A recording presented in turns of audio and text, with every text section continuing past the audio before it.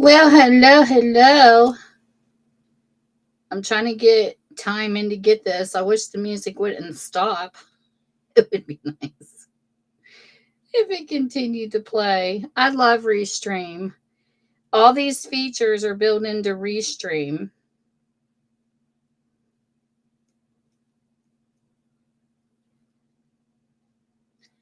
You get you guys in here so you can go check each other out.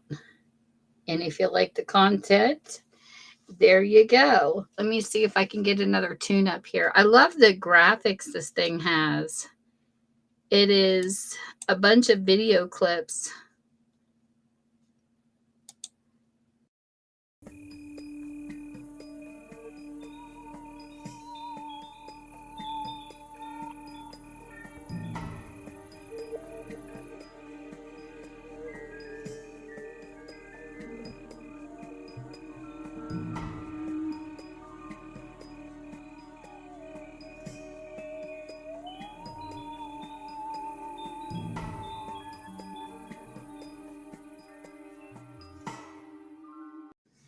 That was more Halloweenish. That was cute.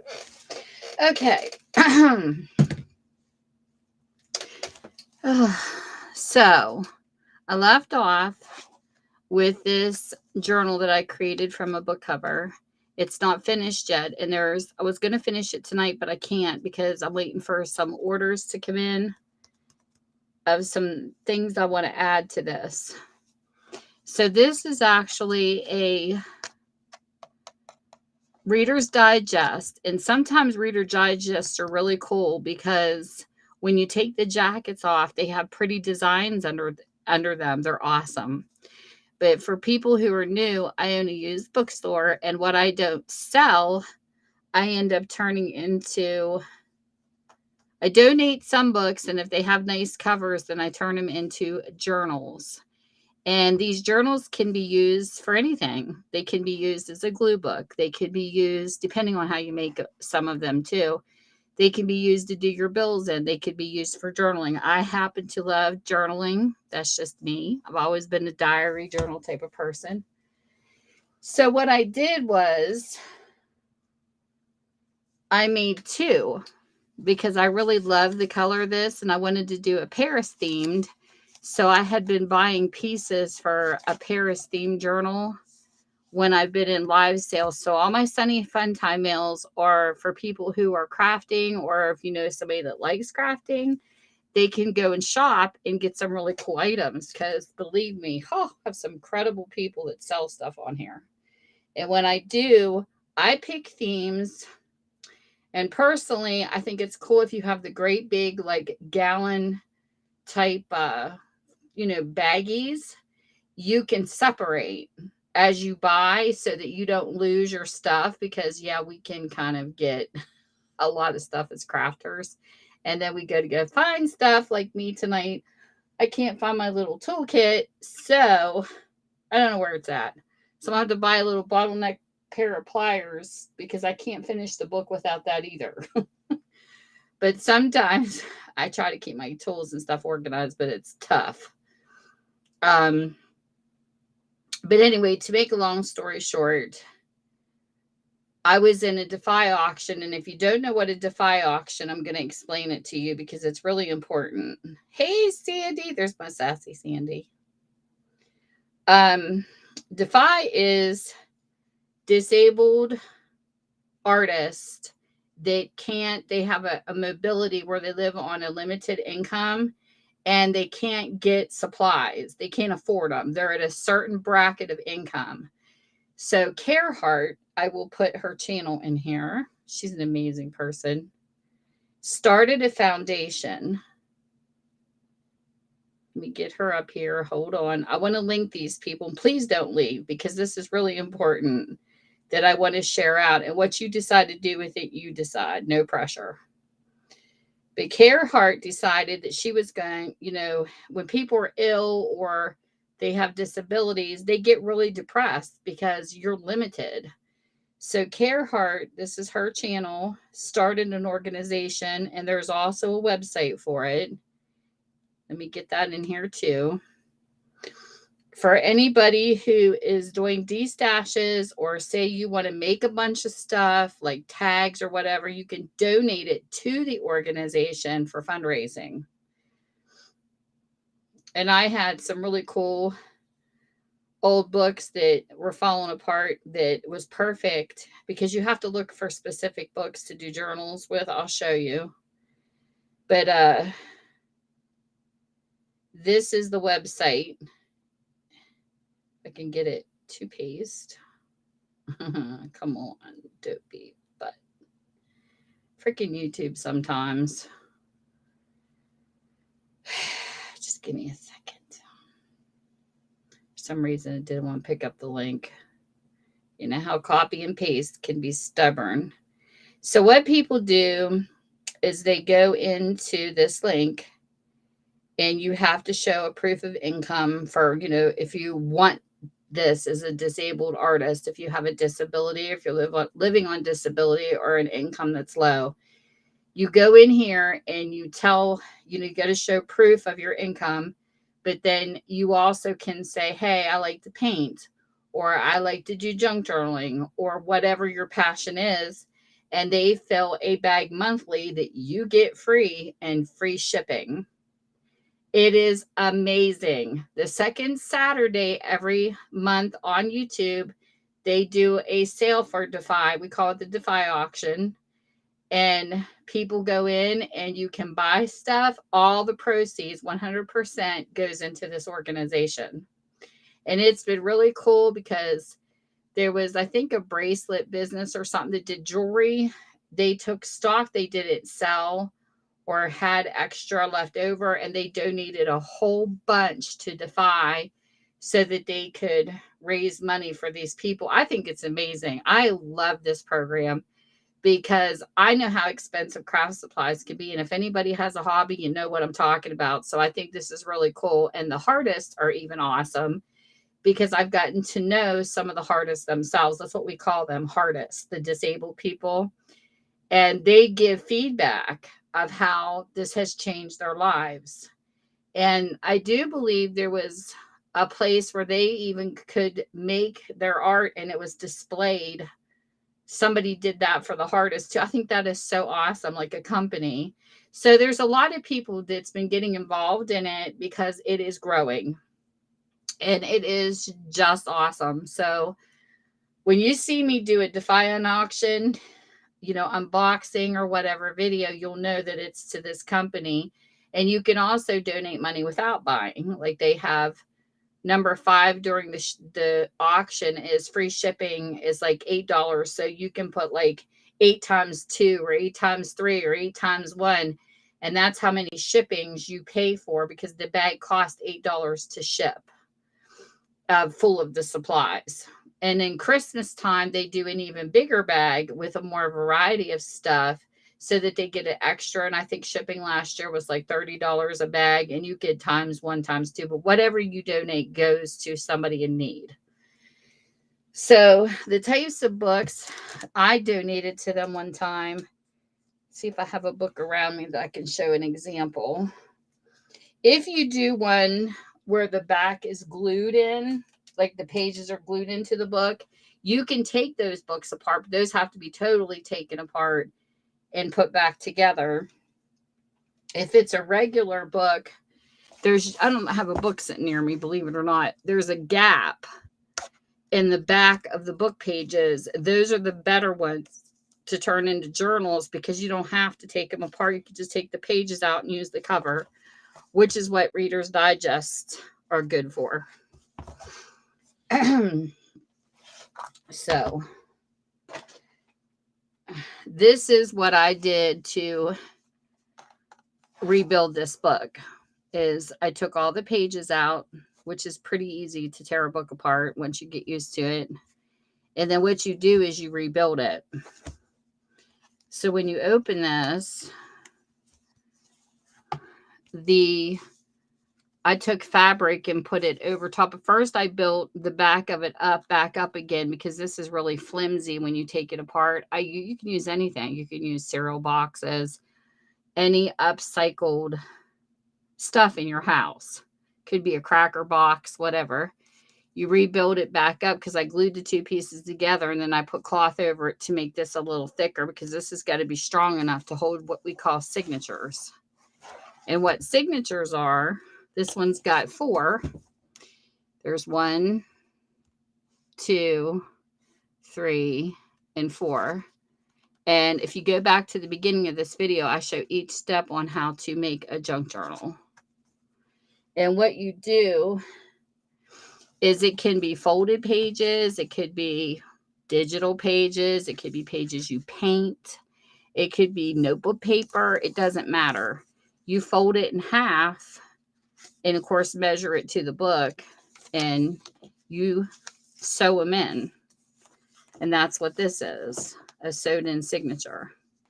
And then once you sew it in, you cut the cords and then you sew the second one in and so forth. And you kind of got to eyeball it or measure it to know how to get it into place. Of course, I'm terrible at measuring, so I kind of use a graph or an envelope to mark my spots because I'll put like an envelope in and I do the center and then up and down to make sure the signatures are in the book. So I'm building this into a journal, and this is Paris themed.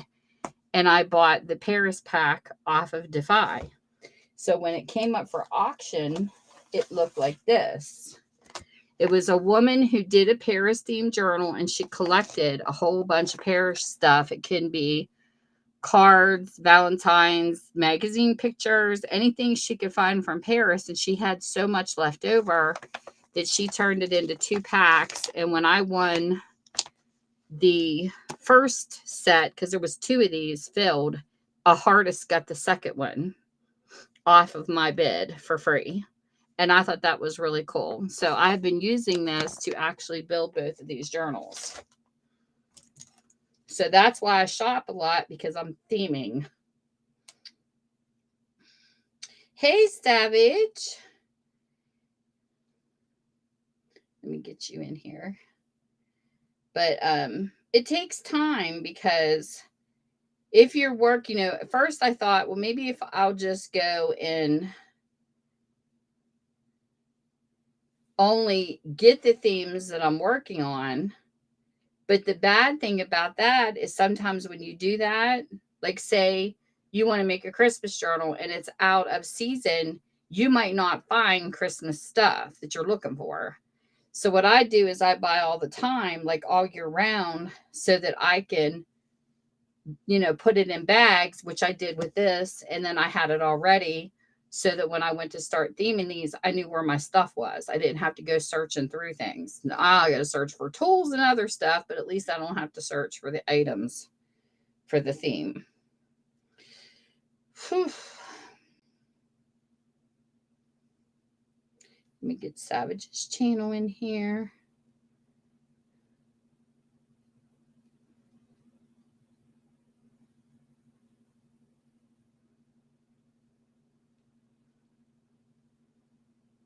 So there's Savage's channel. I love the network because I think it's important too.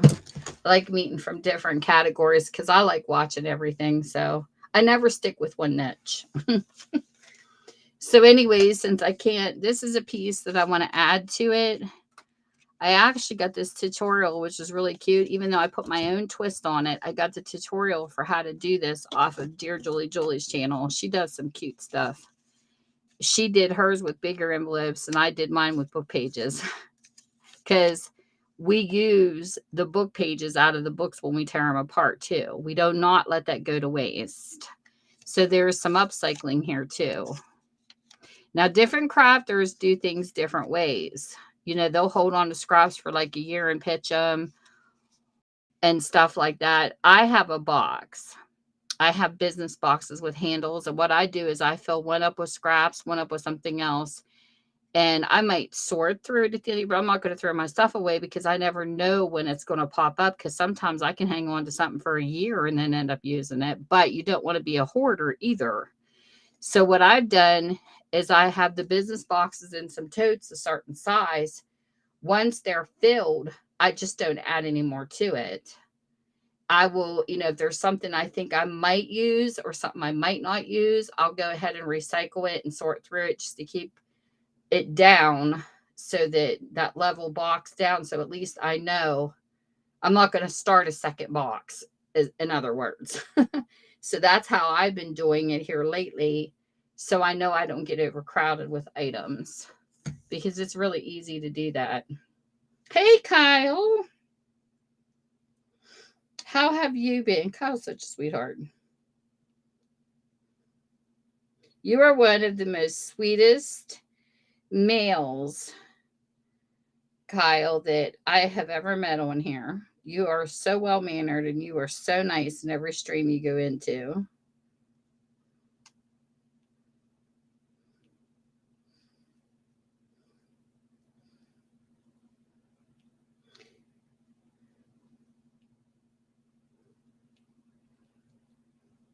So here's Kyle's channel. That's good to hear. So tonight we're just going to play some more because I don't have the pliers and I don't have the piece to put that in. So we're going to work on something else. So far, I don't know why that keeps sticking. I might have to use a little bit more glue right there though. Sometimes I have to get my glue back at it. Because this kept coming off the other day because I didn't have it glued tight enough and I kept moving it around. So I'm going to fix this lace here a little bit. And this bottle's almost empty and I need some clear glue and I keep forgetting to pick it up. I'll have to put it in a memo on my phone when I go grocery shopping. Need some new Alina's tacky glue. Sometimes you can use a sewing machine to run this on your page, or you can use glue. You can use whatever you want, whatever's easy. This is a side tuck that has Smile, and it's got some of my dyed pages in it that I actually dyed bake in the oven, so it's very time consuming. So I sewed those in. And I actually like to journal in kind of a decorative book. And back when I started journaling, and I'm not giving away my age because it was a long time ago, when they used to have the little diaries with the keys. I used to use stickers and things throughout my book. So I kind of was junk journaling. I just didn't make it so fancy. I would doodle or put stickers or something cut out of the newspaper. Like, there I go again. Something cut out of the newspaper, like, I don't know, poems and things like that. I have a habit of pulling on the lace. I'm terrible. But, and that's kind of like what junk journaling is. It's like you're kind of decorating your book as you go along. And now you can print pictures and all that fun stuff. Oh my goodness, it's CDC. Are you being, you be quiet, college. Where have you been hiding, mister?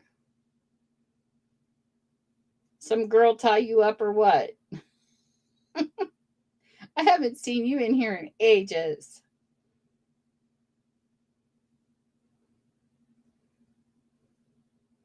We'll put college's channel in here. I call him college.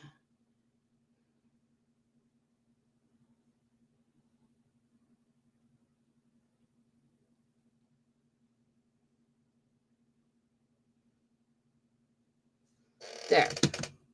So this is a fabric cart. I bought that at a sale. And then this is just random papers. Now, me, I like a decoration every so often. Like, I like having something to look at when I'm writing sometimes. But I like more blank pages than decorated. But I like the decorations too because I think they're cute. And then this was a bag I got, and it's got a tuck thingy sitting in it. And then this is a digital. And then these are ones that I made. This is out of recycled cardboard, but it's got book page over it. And then I played with Nuvo drops. This is a napkin that's unlayered. And the word Paris. And somebody sent me that lady. And then these are, there's some website where you can get copy-free images, copyright free, so that you don't have to worry about, when you sell it, you get in trouble for selling somebody's copyright. There's a couple websites you can get these off of that are free that, makes it nice. So you have a variety. And this was a digital. And there's a little altered paper clip. Now, when this is completely done, I'll probably do a separate video on the flip through. This was off the front of a book. Like somebody ripped it, but that's like a secret journaling card. I like this envelope. This envelope's pretty. Then I just put a piece of sari silk on here and you call it an altered paper clip. And then some of my dyed papers are in here. These are my dyed pages. That's actually orange. I don't know if it's showing up or not. So I made this kind of multicolored. This was another card off that site. And that was some paper I bought off of someone's sale. And that could be journaled on too. And then that's the second signature. This is the third. And this was a little, it's so funny. I was showing this to Bonnie. I turned this backwards. I made an envelope instead of the opening facing. I turned it around and glued it into the book and backed it with my coffee dyed paper. And that's a map in France since they're both Paris themed. Then I added lace and some stickles. And I really love Nuvo drops. Oh my goodness, Debbie, I found something for you. Tina!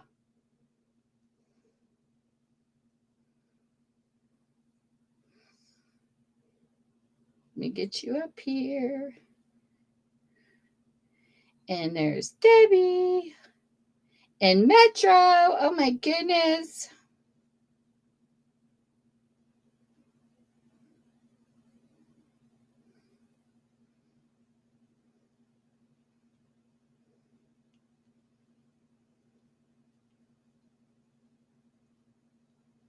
I love playing with new stuff. Yes, I saw that, Deb. Me too. Arlene posted it to me and I was like, no. Because Arlene looks like her. You sound like her. But Arlene looks like her. And she's like, I'm so sad today. Because that's what I told her. I said, you and Debbie remind me of coal miner's daughter. But in case you don't know, she passed away. And it's so sad. We lost Loretta Lynn yesterday, for people that don't know. Our coal miner's daughter.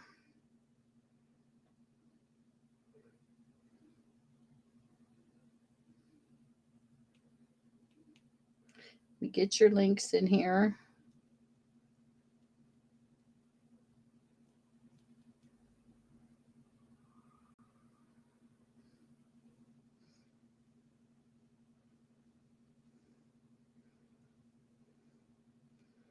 And then we will put Tina in here.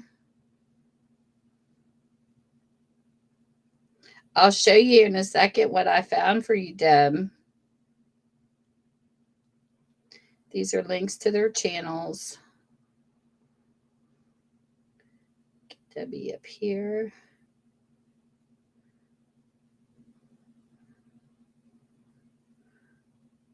Are you still in YouTube jail, Missy? What are we going to do with you?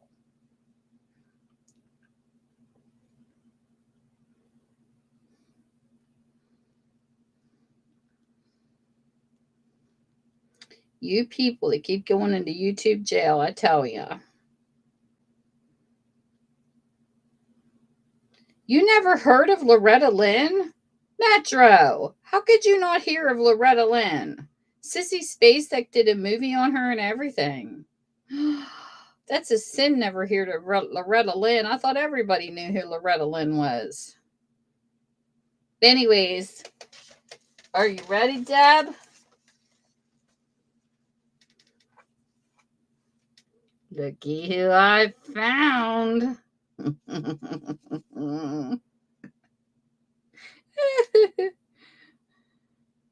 She's peeking at you. That's hysterical. Okay, so there's a story. I know, Tina, really? There's a story behind Stella. When I bought the Quilter's estate sale and I had a sale on here, I did not know what a damn it doll was. Never heard of them. But Quilters know what they are. So she came in the estate sale and I thought, oh my God, this is so stinky cute. So I kept her and I named her Stella. It says, when you think you want to climb the walls or stand right up and shout, here's a little damn it doll you cannot do without. Just grab it firmly by the legs and find a place to slam it. Then as you whack the stuffing out, you yell, damn it, damn it, damn it. So there you go, Deb, just for you. I freaking love her. So if you're in a sale or an auction, and somebody's buying stuff and you want it and you can't get it, you grab your damn it doll and you go, damn it, I wanted that piece of jewelry. Damn it. Tanya knows what I mean. Hey, Tanya. Have you ever heard of a damn it doll, Tanya? I have to share her. And they sell them. I can't believe how many places they sell them. Tanya, you came at the right time. So Tanya is Thrifty Treasures, everybody. And I'm gonna stick her in here, her channel in here. And she takes us thrifting on her channel, and she also has a whatnot where you can go and you can get stuff on her live sales. So we'll put her channel in here.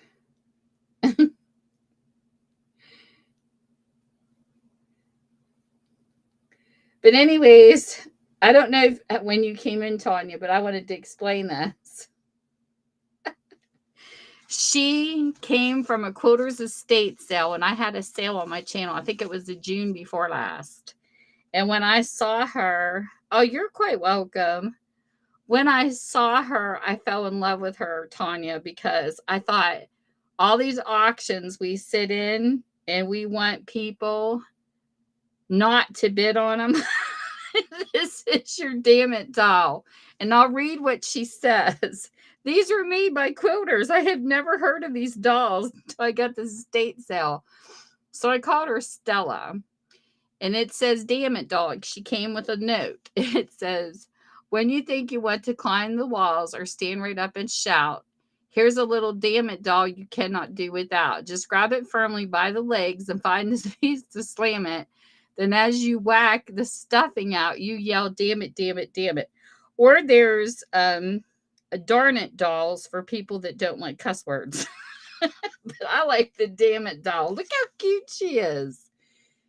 The quilter that estate sale that I got stuff off made it. And look at the eyeballs. Like, even the way her buttons are, she just looks she looks naughty. I can't help it. Look at her eyes. She picked the buttons that had those little things across them. I just fell in love with her. Look at that frown. I love this doll. I just think she's stinking cute. So now when we shop on your channel on Whatnot, Tanya, I can go, stop bidding. It's mine. And nobody will see. But I don't know. I think she's absolutely stunning. She's so cute. So whoever makes these or decides to make them, It's unbelievable how many of you see these on like Amazon and stuff. I had never heard of them. And my grandmother was a quilter. I'd never heard of them. That's too funny though. But Debbie loves her. So when she comes in, I pull her out. There's some Etsy people that have some Tina. No, I don't want to get into that. She is. Isn't she cute? I love her. You can see where they sewed her. And she's got stars and stuff on her. I love her. I think she's cute. So I have her and I have the Beanie Cookie Monster. Look at that cheesy grin. I bought this off of Whatnot. Somebody sold this. And I thought this was just so cute. I mean, who doesn't want a cookie bandit sitting on their desk? But Tanya does cute sales. She has this little queen chair. I'm telling you, people, if you don't got the Whatnot app or the website, you got to go check out the Whatnot sellers because they're so cute. But she has, I know CDC, I can't help it. But Tanya will have she has like a little queen chair and it's so stinking cute. And she sets brooches on it. Like she does her sales in style. They're so cute. I love looking at people's imaginations on here because everybody does things their own way. And I think that's so cute. Yeah, they have them on Etsy, Tina. I about died. I was like, oh my gosh, that is so funny. But Thrifty Treasures is Tanya. She did a video on her channel that shows what Whatnot is about. So let's see here. If you don't know what Whatnot is, you guys are missing so much. You would not believe it. It is incredible. I love it. And you know what I love about it the most? This is what I find about it. So this is Thrifty Treasures. This is Tanya's. She explains what Whatnot is in this video. This is on her channel. So when you get a chance, go and watch it. Wait a minute. See if it'll let me post it again. Come on. There it is.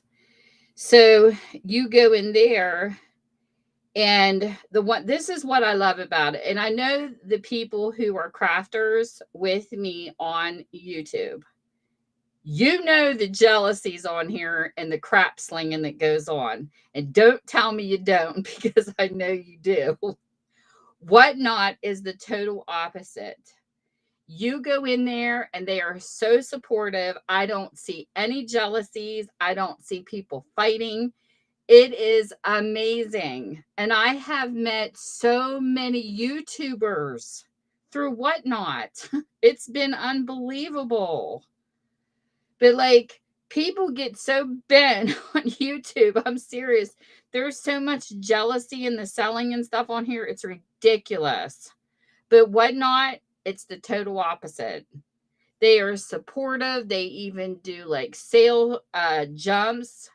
I'm not sure what the Palooza is all about yet. People keep talking about Paper Palooza. I'm not sure of all the stuff that goes on, but it's just so much fun. So you guys are going to see a lot of sales for me on a Whatnot because I have some favorites on there now. And Thrifty Treasures is one of them. I love Penguin Boss. I hung out with Glitterbug and Auctioneer. There are so many cool people I have met through Whatnot, and it's so much fun. 2 of them made me mods already, Tanya. Poor people. They got me modding on Whatnot. Hey, Dory. Hey, Dragons. I've been like a busy girl.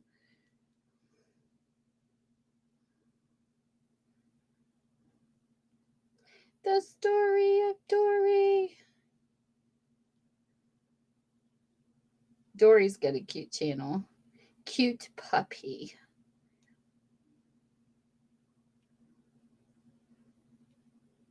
So let me get your channels. And there's John.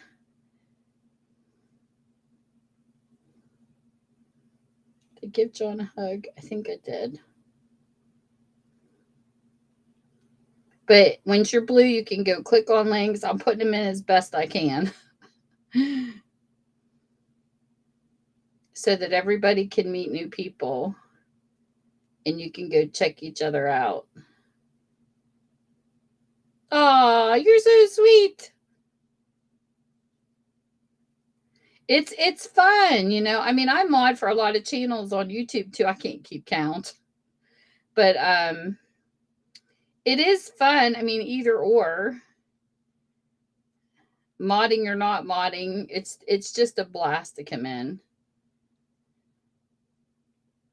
But I thought it was funny because the mods on Whatnot, they look like they have, like you're getting ready to play a game. It's like a gaming paddle. I remember the first time I saw one, I was like, what is that? I thought it was a gamer. And here it's just what they got. Instead of having a wrench, they have a gaming paddle. I thought that was cute. Let me get Dory's link in here. If I didn't put your link in, you can shout at me because I might miss you.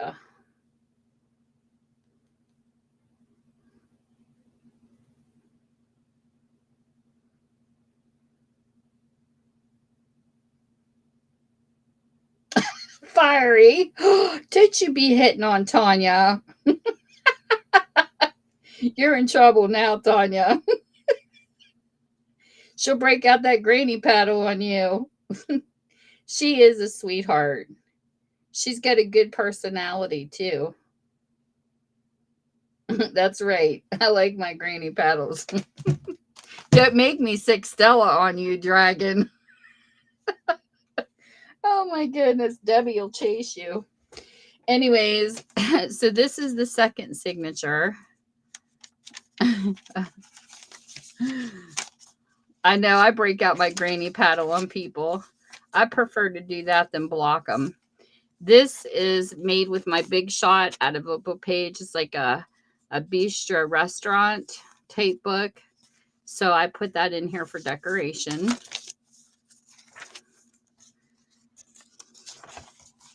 So it flips through with more blank pages. And then we get to cardstock. This is a digital print, a digital thing that I bought. And then this here down in the corner is, this is a magazine picture backed by my dyed paper.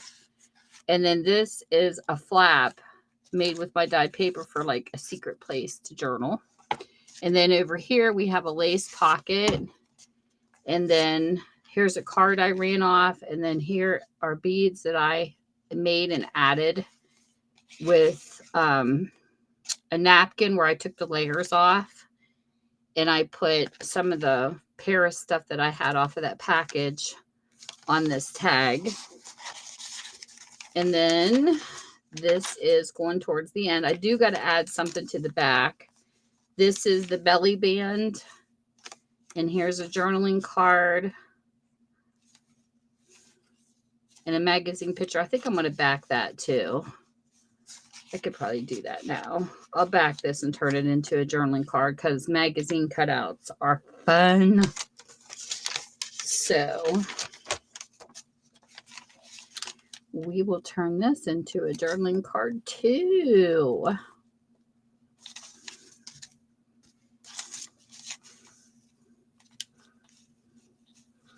And that's all you do is you just take some glue and you glue it to a back that can be written on.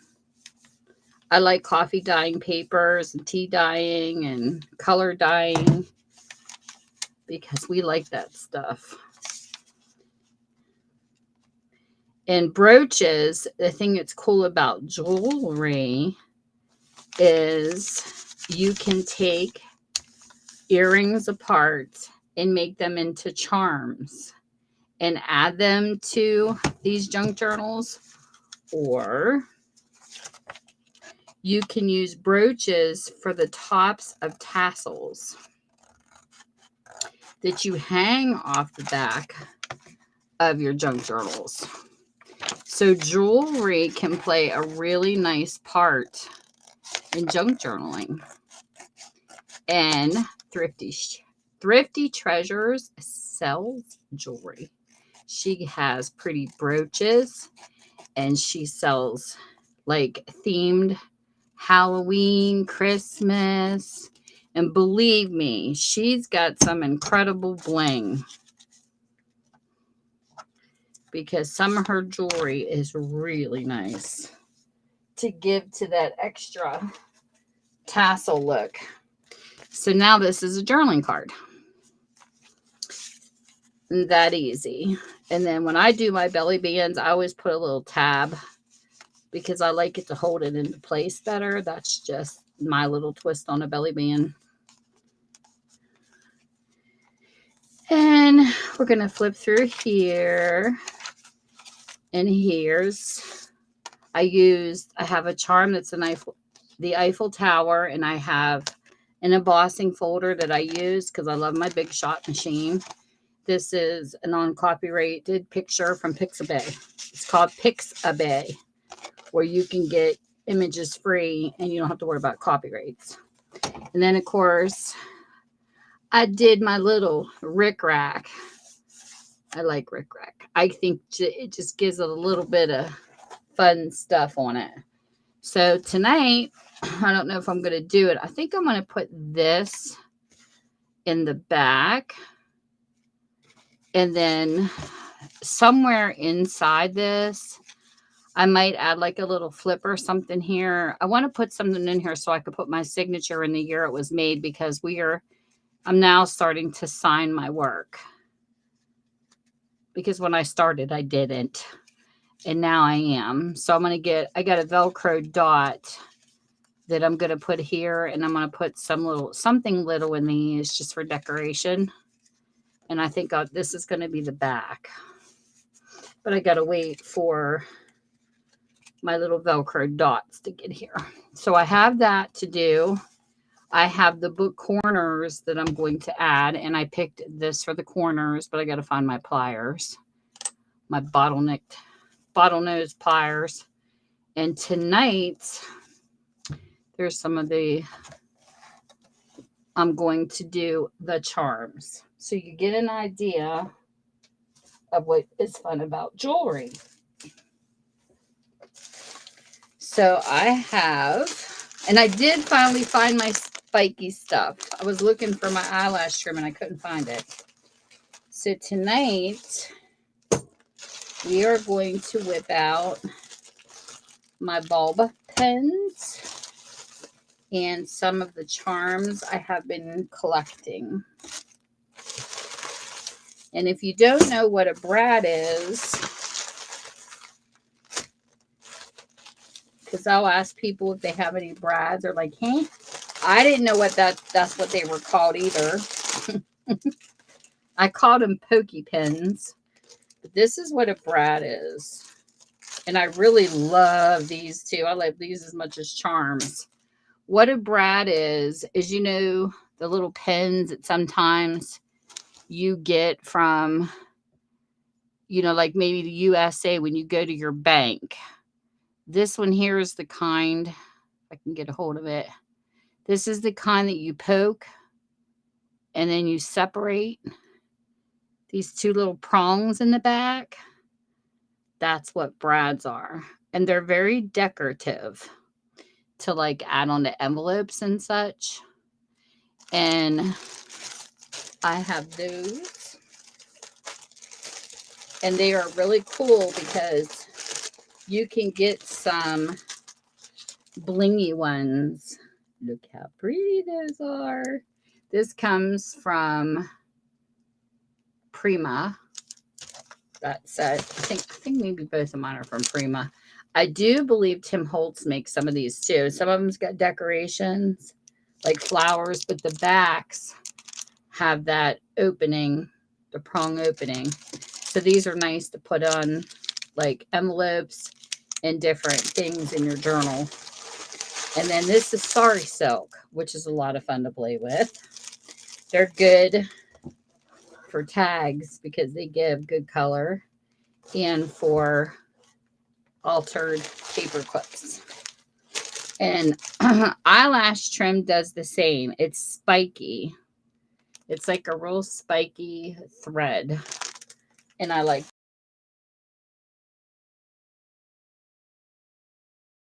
that too. So let's see some of the charms off the journal. So I have different colored ones. These are ball pens. Or I have just plain black. And since this book is kind of like in pinks and whites, I think I might pull out. There's like a pink ball pen. There's like a maroon color. I want it to show up on the lace, so I'm not going to use white. So I'll go with maybe a gold color. And maybe we will just add one black. Since I have 4 pieces of lace, I can probably do 4 charms. We'll see how it looks. I love it that you get to come in, Tanya, and you get to see the junk journaling world. Because I know there's a couple people on here that wanted to know what we did with jewelry as junk journalers. Hey, Stacy.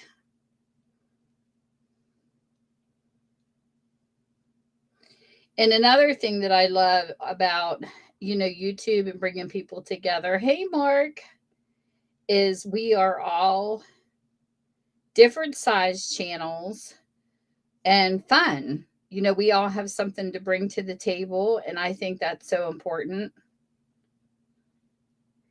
Let me get Stacy in here. Stacy makes the cutest crocheted tiny items. Oh my gosh. I love her little crocheted things she makes. They're just so cute.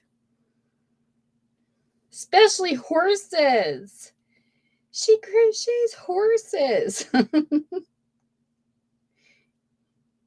I think everybody on Whatnot and YouTube, they know how much I love horses. So here's Stacy's channel. I swear everybody does. They're like, oh no, here's the girl wanting the horses again. That's okay. All right.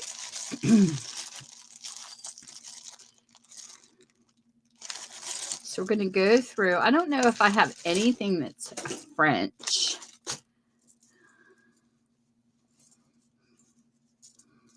I think I got these off of Michelle Scott's sale. She had a bag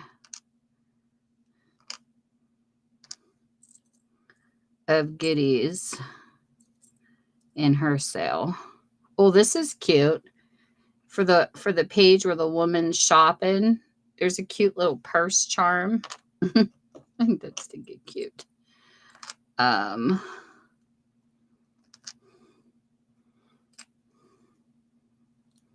we have some purse. That'll be one of them. I'll put these over here so I don't lose them. I want to theme it best I can.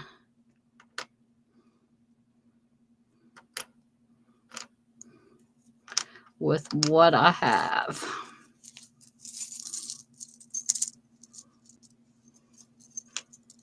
In earrings and necklaces, if you come across your chains don't fit, take the charms off. Everything that hangs on a necklace or a pair of earrings, you can take apart and turn them into charms. So if you ever have any broken jewelry, okay, here's a heart. I'm going to add because, hey, Paris is a place for love, they say. Well, that's kind of cute. Oh, isn't that cute? It's a blingy pair of glasses. We're going to add that on there. Okay. These are so cute. This is why I'm a charm freak. I love charms.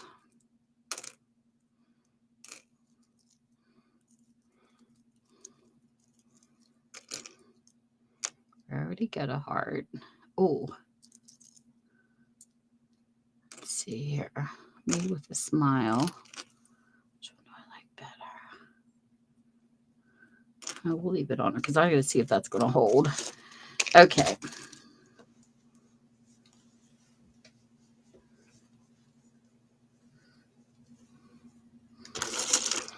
Put these back in here. And like I said, the whole thing about when you do journals, it's always about the pieces. That's cool, Stacy. That's awesome. Mark. He's like, I'm not doing nothing yet. Oh, come on, Mark. Get a drone. Show us some footage. Hey, I enjoy that kind of stuff. I like nature and all that stuff too. And I'll show you what it's really cute is James Gape he does a great with helping people grow their channel. But I'm going to shout out Sam. Let me get one of her videos up here. I was giving her some watch time. And I'm telling you, she has some cute stuff on her channel. Let me get her up. I'm going to show you some of the stuff she captures. Oh my gosh, these videos of wildlife are so stinking cute. So if you have a moment, let me get to her. Where the heck is she at? Hold on. If you get the chance and you want to see some really cute footage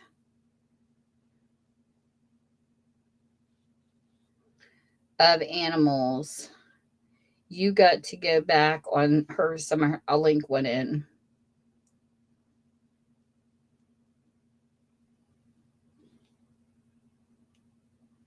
You find one of her. She has cute wildlife of these squirrels. Oh my God, they are so stinking cute. I'm going to link one of her squirrel videos in here. But you can go and help her out if you want to. And plus get to see some cute stuff. Because I know she's trying to get monetized. Okay.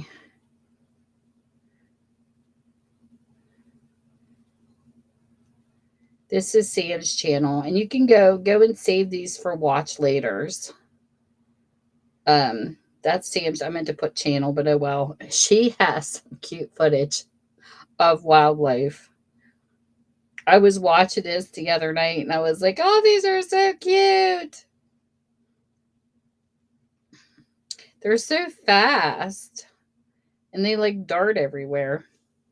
So I was watching her stuff. I try to get around and watch as many channels as I can when I get the chance to. Okay, so we have 3 so far. Or no, we have 4. Okay, so we've got 4 charms. Let's see how this works out.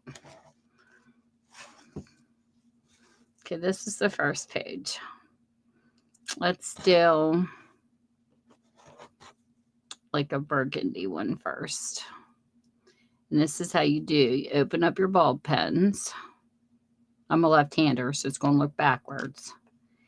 And we'll do the lady first, the little girl.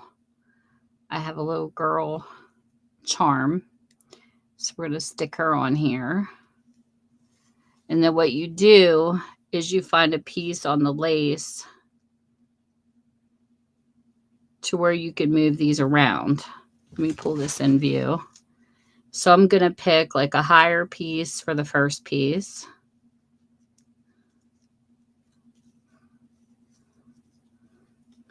And you're just going to pin it. So when the book sits up, it'll dangle on your journal. So then the second one, I kind of color coordinate. I'm going to do the purse. So we'll do this gold pen, bulb pen. Then I'll take the purse. And I like where I'm hanging this. There really doesn't have to be a rhyme or reason, but I like where I'm hanging this because where I'm putting this one, well, this is a safety pin. I didn't use a bulb pin for this one. It's kind of a safety pin. No, it's a bulb pin. Tammy, pay attention. Okay, so we have a purse here, and then you see that lady shopping on that tag 2 pages later. So now you have a charm up and one that hangs a little below it. So when you set it up, you're going to see the charms. Now, when I make my journals, it depends on if you're going to set the journal up on a shelf, which is what I do, or is it going to be a journal you want to lay on your table? These are the things you decide when you buy your journals or you make them. If this would be a table journal, I probably would have had dangles hanging below with charms on them or beads. But since this might sit on someone's shelves, I'm not sure what they're going to do with it. I'm not going to do that with this one. I'm going to do something different. So this page here, we're going to do, we'll do the glasses. And we're going to use a pink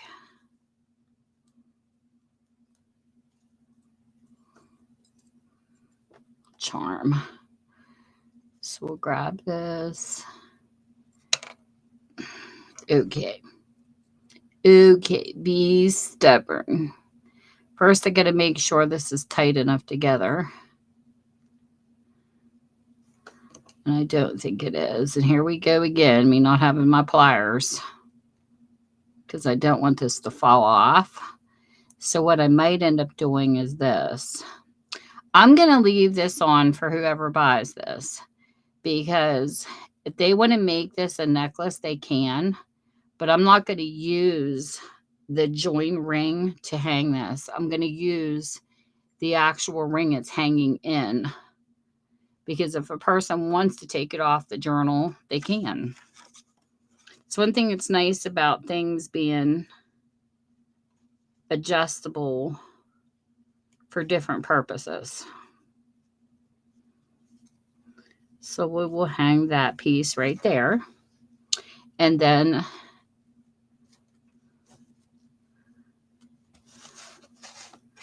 well, I miscounted the lace. 1, 2, 3. There's 5 pieces and I picked 4. Well, so we need to add another one. Okay, let me pick out one more.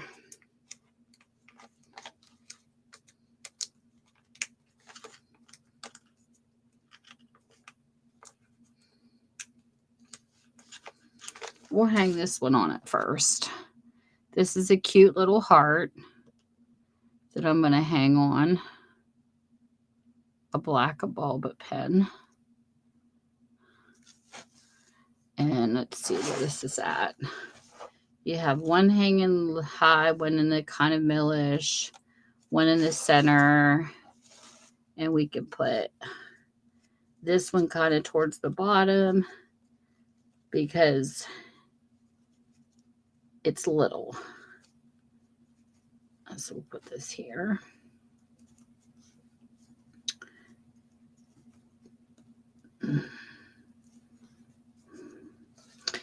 And then let's get the last one. Let me see.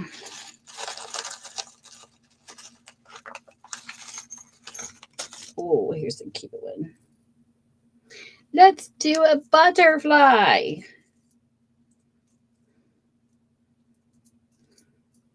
Who doesn't like butterflies? And I already have an Eiffel Tower charm.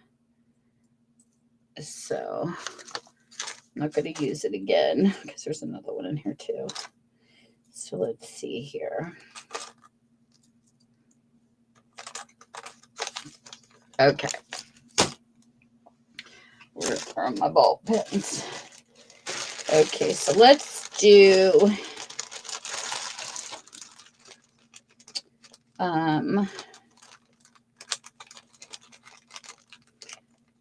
We'll do a blue one. We didn't do the color blue. And I gotta have blue because, it's my favorite color. So we're going to add blue to this because I love blue. Blue is my favorite color. It wouldn't be normal. Okay, so we'll put this here. And then this one, we could go like right in the center somewhere. We'll do it right here. Just random.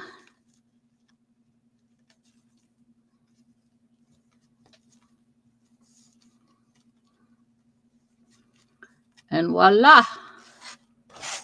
There's all the charms. And look how cute they look as an addition. So, cutesiness, people. Cutesiness. So there you go. And then when it sets up, you have your little dangles.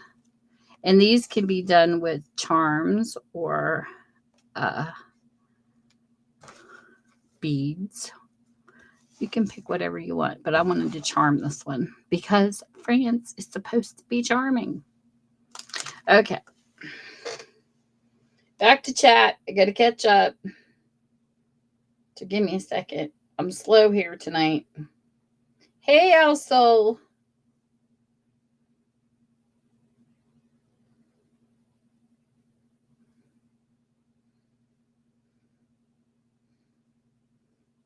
And Al Sol does cooking. Al Sol is a cooking channel.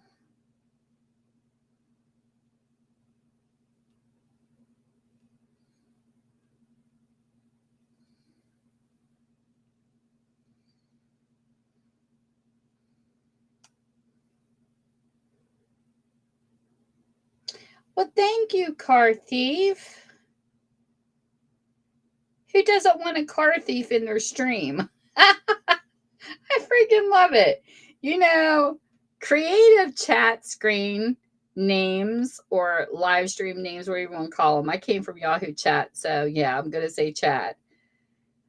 They come up with some of the funniest names. I freaking love it.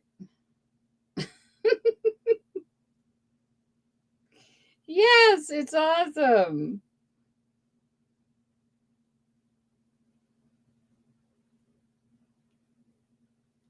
You know what's funny is when I was on Yahoo, if my mother would have looked at my chat list, she'd have been like, what? What kind of people do you talk to? This was my list. It was Bite Me, I'm a Brit. I had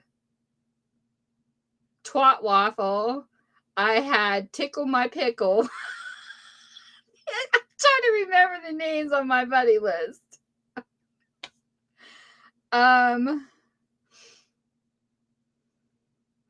It was the F word without the word because you couldn't put cuss words. They had FCK. Me, I'm a typical male. I used to add people just because of their IDs. I would see, like, Tickle My Pickle was so funny. I busted out laughing when I saw that ID in chat one day. I was like, can I add you to my friends list just so I can have your name on it? He was like, I don't care. I don't know that person. I never really got to know him except in chat, but hey, they let me add their name, so I wasn't complaining. But I had the funniest list. I used to scroll down and be like, oh my God.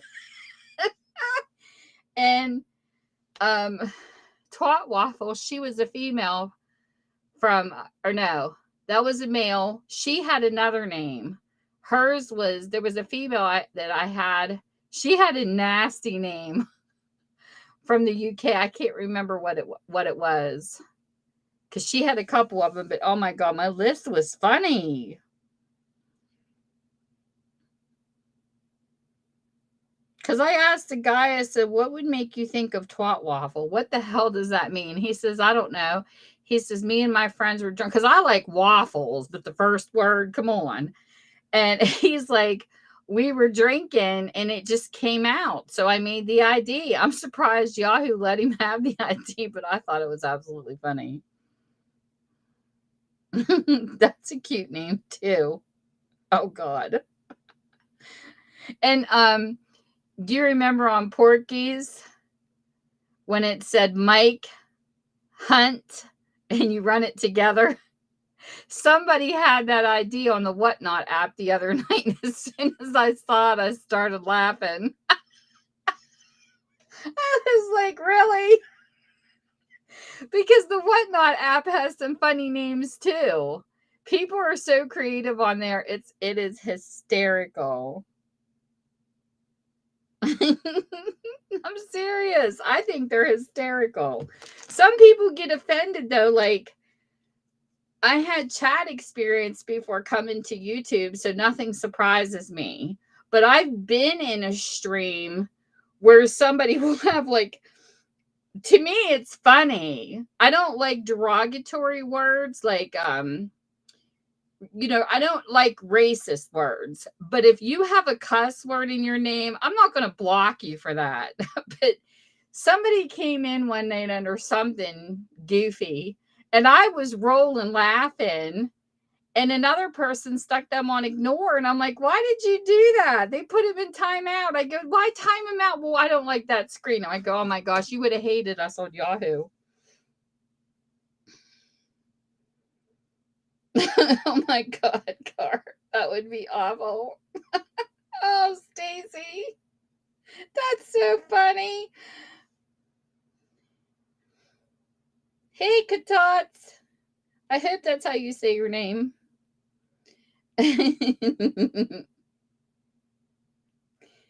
Satan was in here earlier, but I think I missed him. We have a Satan that comes in here and visits too. And people were freaked out by his name, but that doesn't bother me.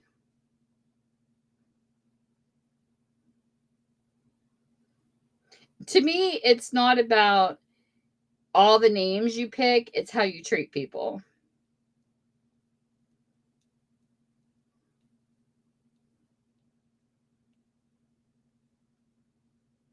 That's all that matters.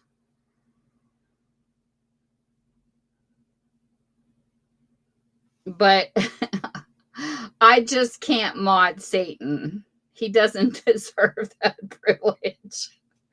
But there is a Satan that visits, and he or she's more than welcome to come in here. But I'm not going to turn that name blue. That's just me. I'm not doing it.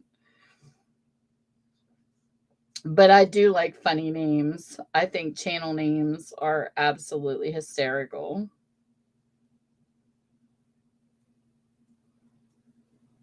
Car thief. Yours is so cute. I like it. I can't help it. Okay, so since I can't do the back and since I can't do the other, and I've already added the charms, guess what we get to play with, people? I got to put something in here because I was playing with paste the last week, but I did it in my journal. So I want to add something in here for texture because I didn't do texture yet. But I'm going to do it last because I forgot there was something else I wanted to do in here too. I want to decorate the signatures. Now, sometimes I'll leave these long enough where you can add beads to them.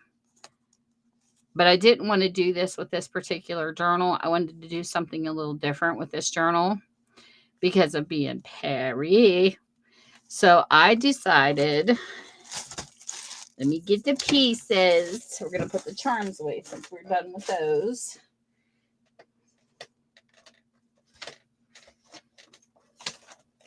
But we'll do the texture last. We're going to make butterflies. So let's see. I got some scrap papers that I actually grabbed.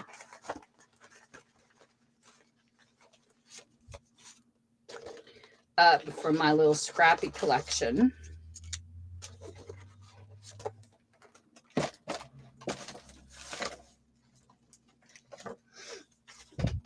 So I have this white paper in these different colors. This one even has a little texture. It's like a maroon color.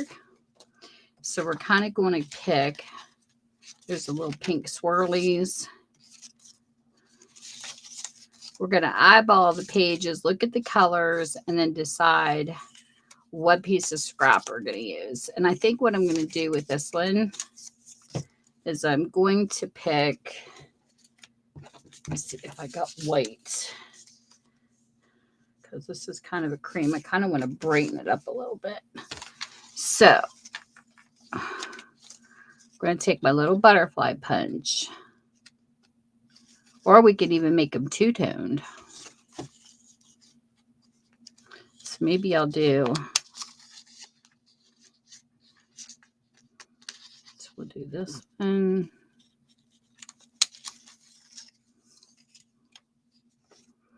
This one.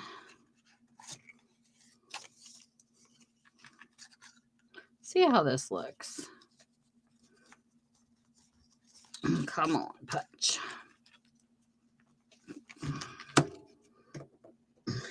This doesn't want to punch this. There we go. Guess it's a little tougher because it's cardstock.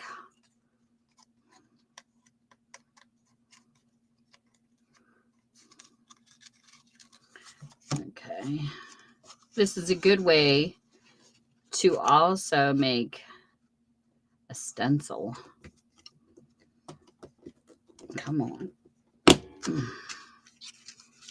Because when you punch these out, they can make like a little butterfly stencil. Okay. So let's see here.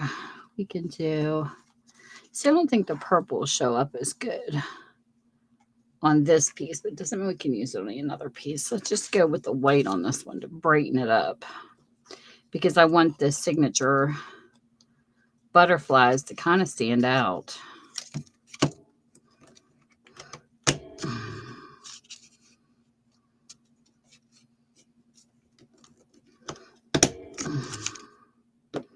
On the darker pages. Okay. So we got 4 little white butterflies. So then what we're going to do, it's one of those delicate things.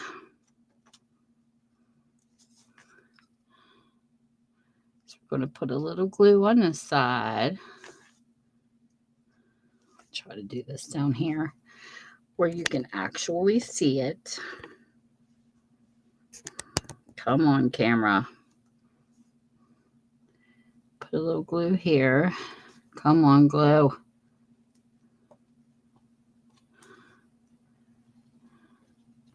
I forgot to bring up my, you know what? We'll put this aside because I forgot to bring up my unclogger. Darn it. I lost the lid to this.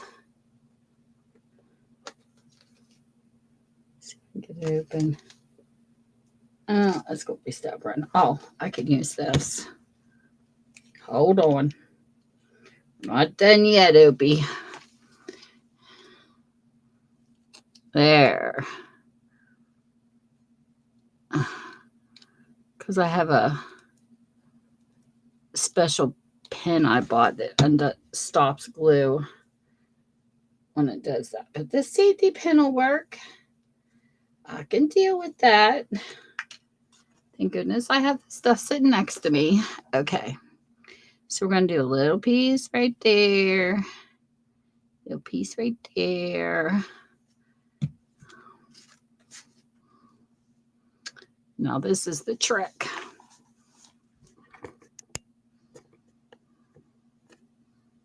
Is getting it on the tip of this and holding it. And then taking this piece and lining it up in the back.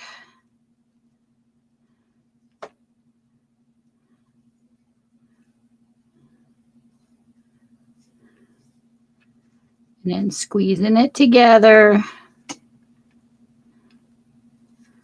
and holding it.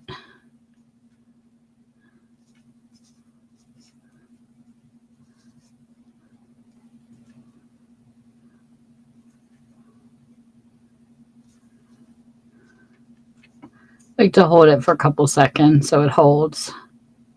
Hey, Kid Wonder.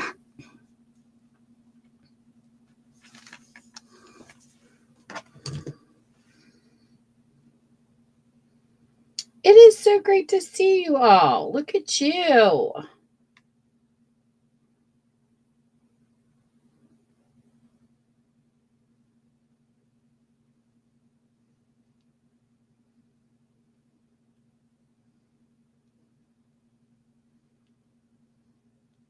And I will go back and rewatch the live in case I missed anything. I do that because it's hard to craft and pay attention the whole time. But I do like to go back and rewatch so that I can visit the people's channels that come in. I have a strategy on how I visit people's channels. I do it like after a live when we're networking. I try to get as many in as I can. And I leave that place saved where I can continue. And then after my lives and my commenters, I try to do the same thing. I visit their channels right after I answer their comments.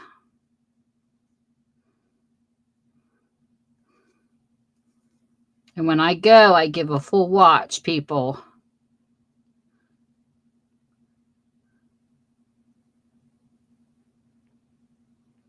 That's good.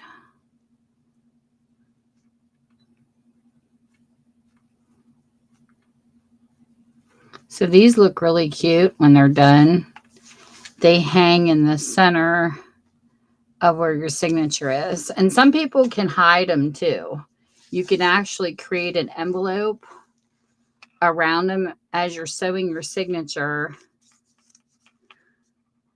and then have your signature hidden. But I like my signatures to show because I like to decorate them. So when you flip to this page, you're going to have these little butterflies. And if you want to color them, you can. I think they're cute. So now we'll go to the center of the second signature. And since this is a little lighter, those purple ones would work really well. So we will take the punch and we will create 2 more.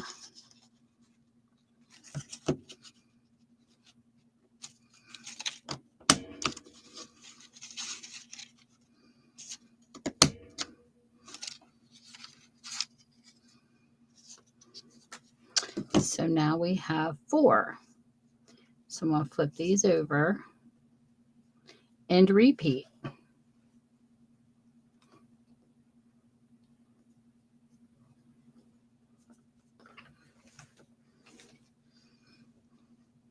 So take the little bubble.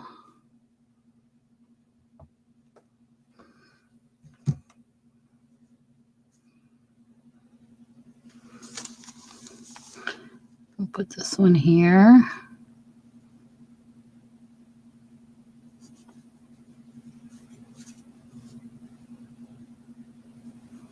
Stick it in the glue.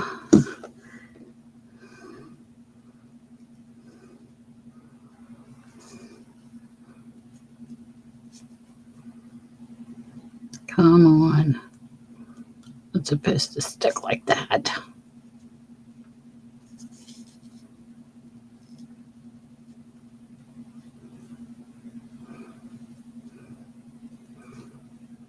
Now, come on.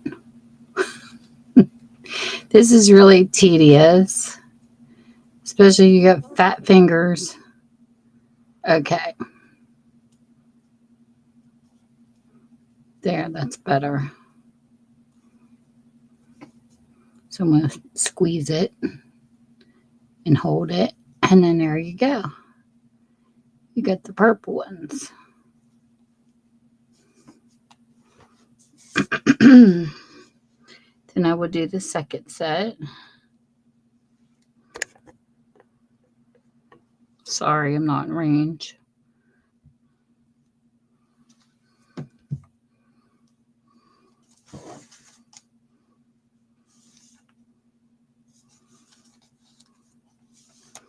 And then you do it again.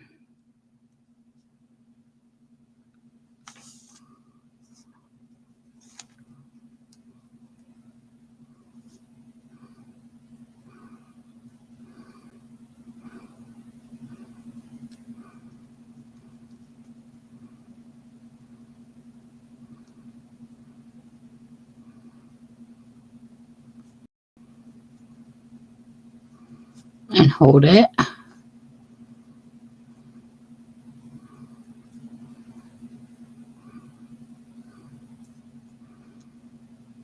And then you have your second set. And look how cute those are.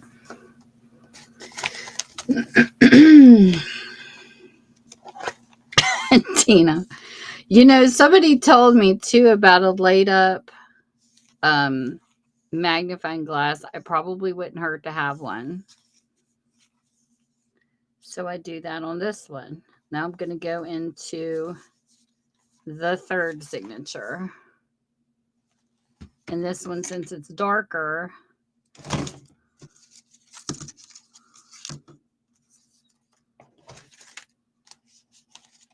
we can go back in with a lighter color. So I can do like this little bit of a swirly pink one. But I love using these for scraps. And see, this was off the paper. That's not going to show. So it don't matter. So we'll do 1,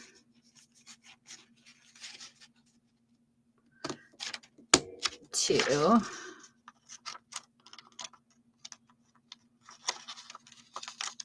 3, 4. So this is why sometimes our journals are time consuming, because we add these little pieces that we add, and it takes time. It's always about picking out your pieces and when you think you've had enough. And I bought these, are called Punch Bunch.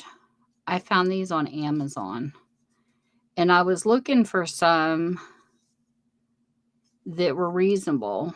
These are made in Taiwan, because some of the punches you get here are expensive, but I found these on Amazon. I thought, you know, these are really cute. So I bought a few of them. I have a horse, a swan, a butterfly, and I believe a sun. That's all I have in them. But I thought those were really cute.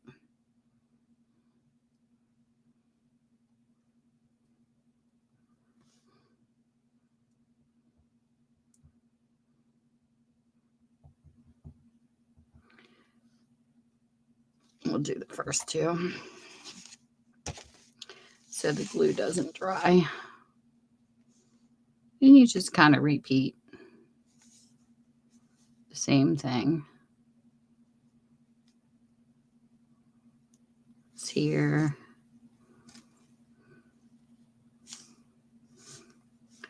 This one here might blend a little bit because there is a light and a dark pink on this page.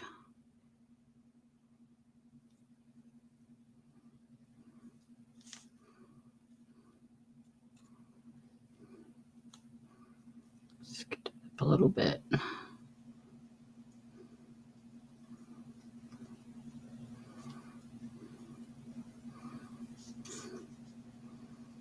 Squeeze it. And you have like a little pinky one. And I'm not a pink girl, just so you know. But I want to work out of my comfort zone. And I realized I needed to have a variety of colors, because some people want custom and they ask for colors I don't have. Because if I had my way, everything in my craft room would be every color of blue and green. because I like green too. I like turquoise, aquas, anything along the blue line to greens are my favorites. But we have our pink girls and our purple girls too. So, and and I know that some people are kind of against digitals because they want to use originals because they say, it makes their books more valuable because they're one of a kind. My philosophy is this. Even if you use digitals, it's just as good as using originals because we don't see things the same. 10 people could sit down with the same set of digitals and come out with 10 different ideas. So to me, junk journals can still be originals, even if we use digitals, in my eyes, because I like them both. I like originals and digitals, but I love some of the digitals I see out there. Sometimes they're prettier than paper lines. And one good thing about digitals is that you can keep printing them once you purchase them. Where if you buy a paper line, once you run out, you got to buy it again. See what I'm saying? Those original papers are costly on them paper lines. And I have a few digitals I repeatedly use because I think they're pretty, and this is one of them. I have a stash. It's the same. It has this in it. It has this in it. So you have a floral and you have a mixture of colors, and I use this all the time. I love those digitals. So then you have these cute little pink butterflies. And then last but not least, we go into the last signature. And since this one here's got a little pink, I think I'm going to use this piece. This is textured. I think this piece is really pretty, so we're going to punch it.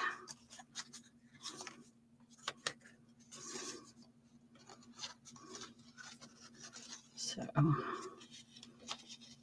1, 2, 3, 4.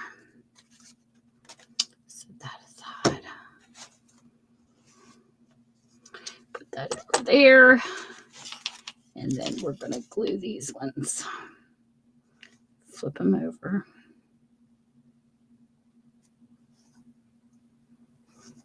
And I like what I do with my journals. I love listening to how people come up with their. Yeah, I have one of those laid up ones too. I love laid up tweezers. So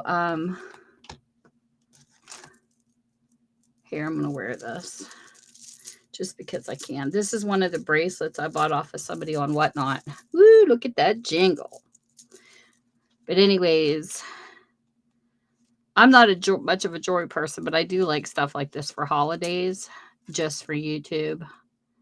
I think these are cute. And see, even these, if you don't like, I like the elastic ones best. But even if you don't like this, when you get it or whatever, you can cut it and reuse everything on this, on your journals. The only thing I don't like in bangles is the ones that you can't adjust because everybody's wrists are different sizes. It's getting it over this part of your hand onto your wrist. I don't like the solid ones. Anyways, back to this. So put this here. I actually have a whole set of ears. And one of these days when I learn how to put my face on here at the same time I'm crafting, so you can see my ugly mug, I literally have a whole bunch of ears when I used to do makeup looks that I can use on my head. And look at this one. This one lights up. Tell me that is not the coolest reindeer head. I bought a whole bunch of these and I would wear them when people would see me. So I still have them. It's one of these days. I have bunny ears. all kinds of cool stuff for every holiday because I thought those were stinking cute. But I watched a gamer last night. It was so cool because she was in her live stream, and up in the corner, she had an oval of her face while she was gaming. And sorry, guys, I don't know how to do that. I haven't figured it out yet. I know that we can add 2 cameras to. I'm on Restream. I don't use StreamYard. Because let me tell you a secret.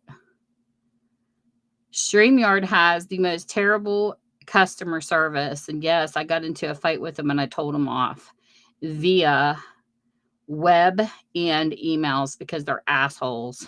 But anyways, besides the point, Restream is free.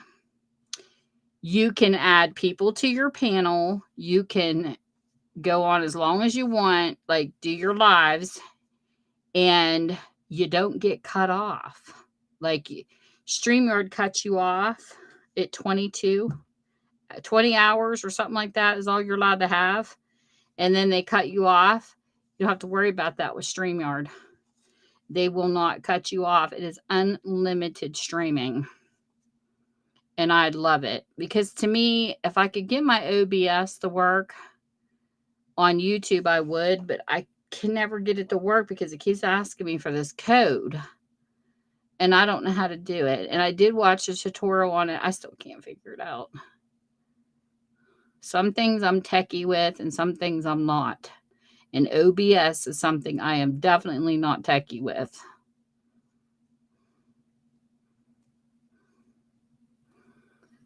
And I watch people do the cutest things on their OBS because once you reach 1,000 subscribers on YouTube, you should be able to video free as long as you want. That's the whole point of getting a 1K.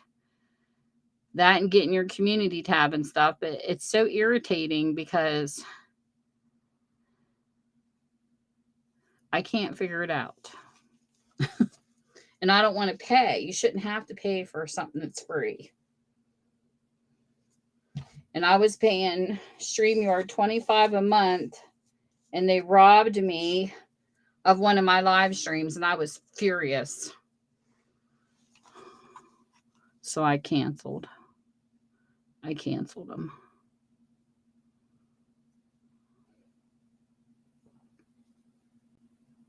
But you can type in Restream, and it's so cool because it even has more features than StreamYard. That's what I like about it. And you don't gotta pay. I don't pay anything for Restream. I think on the free version, I don't know how many guests. If you want more than 6, then they do have payment plans. No, it doesn't, Tina. You upgrade if you have you can have up to 6 guests for free. If you want more, then you can pay. But it starts out like $16 a month. But there's no cutoff. StreamYard, what they did is they enticed people. They were like, you can stream free, but then it became, oh no, you only get 20 hours and you're cut off. So I had to do just an hour because I did live sales. Now, if you go over the 20, like say by a half an hour, they're not going to cut you off like in the middle of your live. They just give you an email warning. You were a half an hour over or whatever. But after 20 hours, which adds up pretty fast when you're selling, they wanted you to pay. And I think the first step was $25. But Restream is unlimited. If you want to add your own graphics or overlays or how I did the beginning, this here is going to mute me, but I'm going to show you this. These come free with Restream. You can have backgrounds.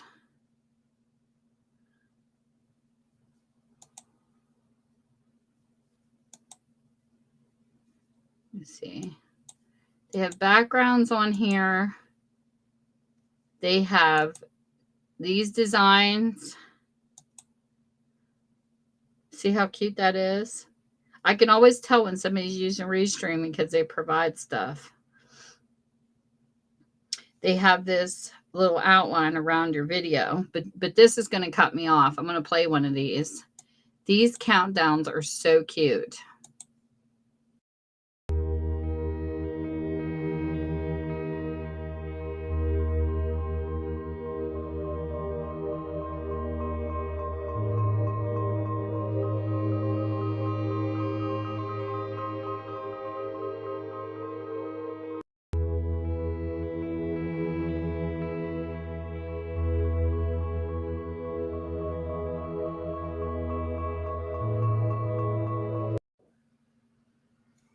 I think these are cute. These are all provided in the program for free.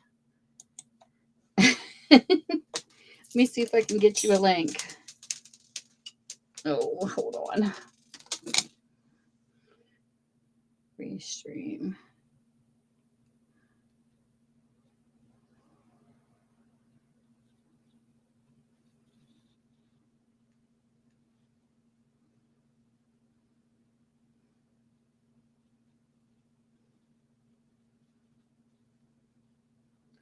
And I can, I'm streaming right now on YouTube and, come on. I don't know why it does this. Here we go. I'm streaming on YouTube and YouTube at the same time too. You can set up your destinations, but this is the Restream link. You can go read about it for those who are interested.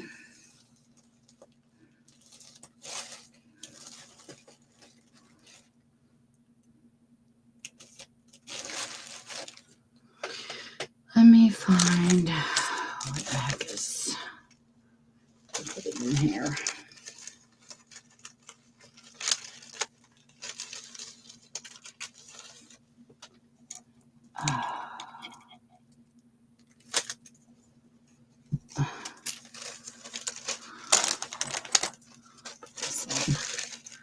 Take this one too. Maybe this way. This is cute too. Look how cute that is. It's a little snowman bracelet.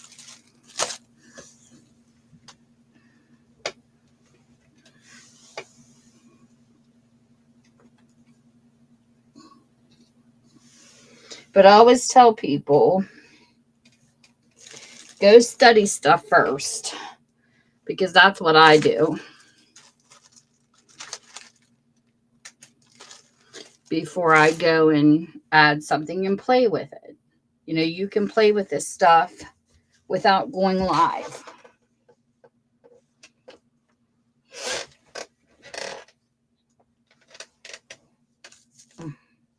So I got a piece of plastic on my floor. Okay. So then these are done.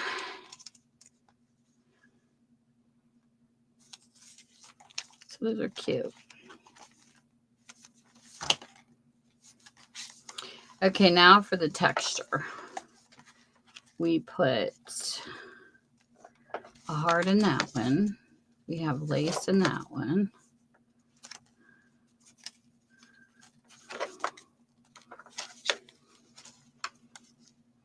We have a pocket in that one.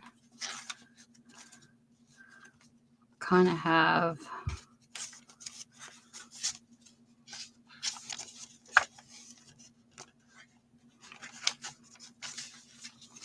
the picture in this one. So I'll leave that side empty. And then let's look here. We have that little pocket. I'm trying to count how many decorations I have in each one because I do like to kind of. And there's that. So there's 2.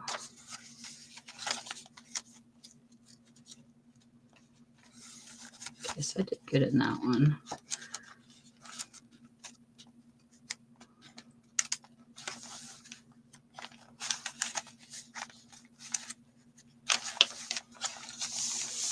Let's try something on this.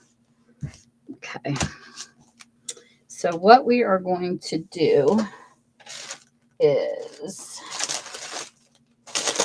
get my pieces here. I want to play in one of my favorite products. So I'm going to find my paintbrush.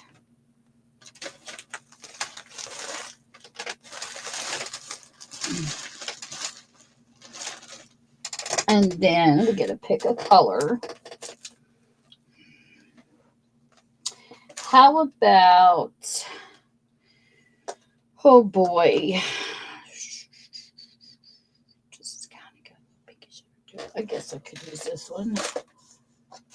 We're going to do a sassy brassy.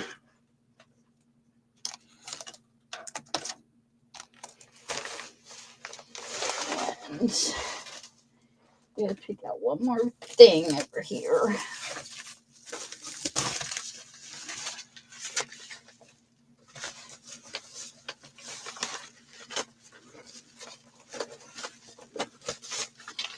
Let me see.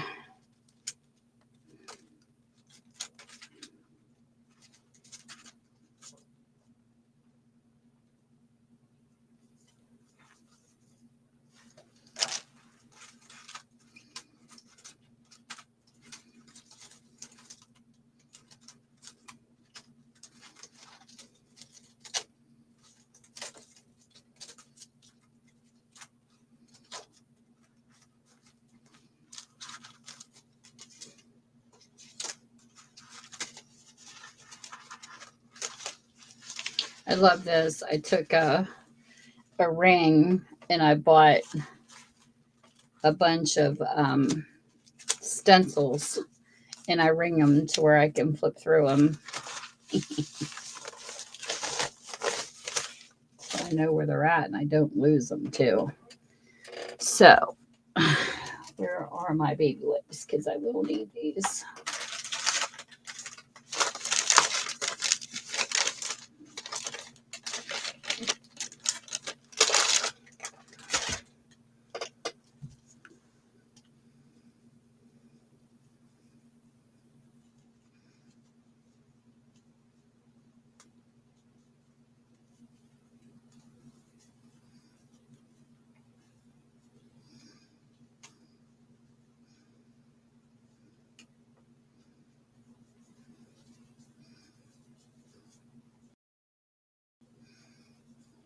Leave you sit there. Okay, so one of my favorite things I love to play with is Nouveau mousses. And those of you that come on my channel should know this. Because I do. I love this. So I'm going to take this. And if I really want it to be in place, I could lock it down with a bull clip or something, because I know some people like to do that, but I'm not going to. I'm going to hold it. And this is what Nouveau mousses are. They're awesome. And they don't dry up. Sometimes they will if you don't have the lid on, but if they do, it's okay, because these are water-based. So you can take and add a little water and stir these back up again. But I absolutely love this stuff. So we're going to make this sassy brassy.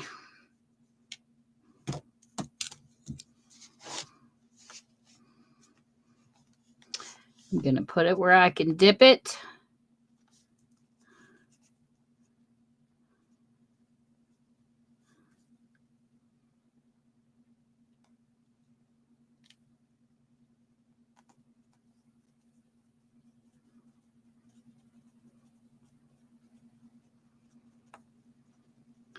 I have a brush. It's like a, one of the makeup brushes that you can do this with too, but I tend to like the paint brushes. because sometimes those brassy brushes can take you out of alignment. This probably could have used a little water, but it's okay.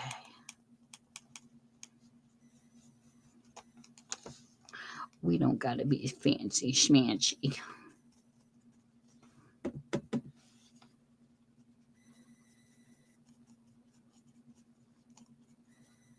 I don't think I have any yellowish on this.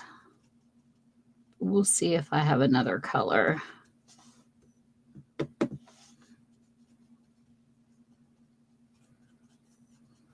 Or I could just do it all this color. It don't matter.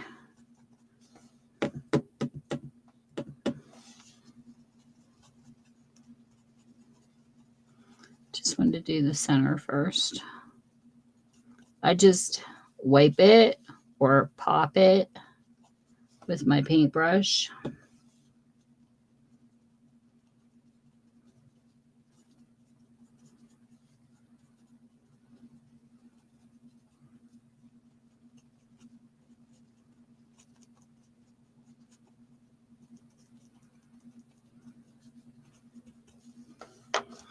Let me let it sit there for a second.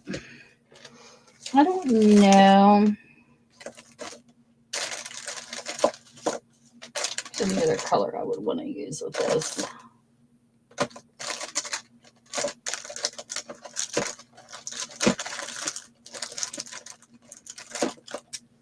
color this is.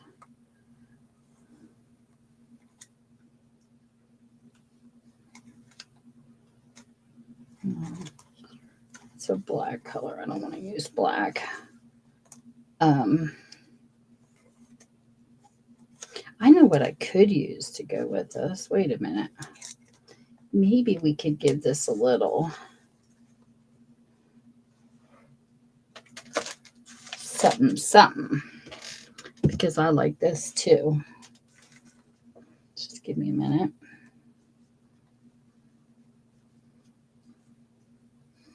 Something. Clean off my brush. That's why I like my baby wipes. I want to have a little bit of a sparkle to this.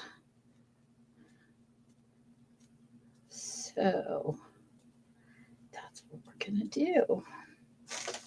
Another baby wipe over here.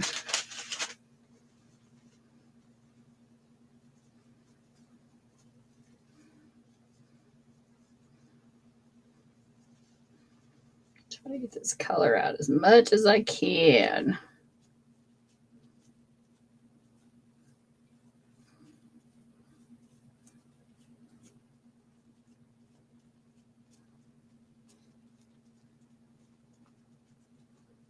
Okay.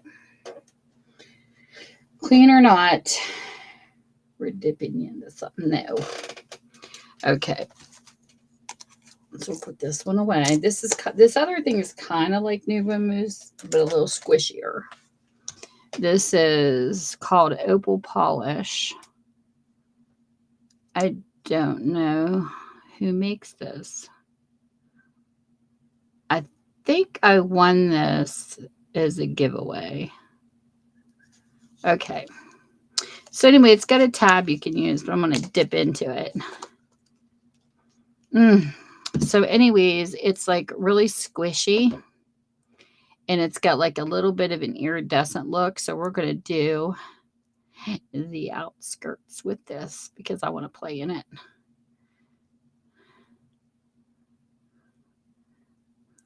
And it's not going to look probably that dark at first, but that's okay. So we're going to leave it sit here so I can dip into it. And we're just going to do this with it. We're going to do like the leaves of the flower. It's like a marshmallowy texture. And this is what's going to give texture, because this does bump up. And the goth journal that I made, if you have not seen it, that was my best. I don't think I'll ever outdo that journal. I use this in it to do texture, but I just can't believe how beautiful that goth journal turned out. Took me forever to make that thing.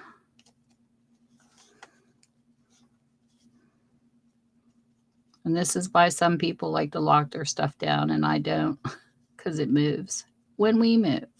But that's okay.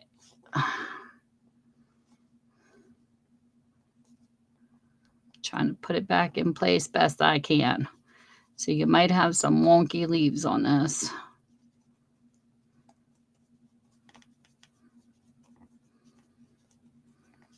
But I'll look at it when I'm done. I might be able to repair it a little bit.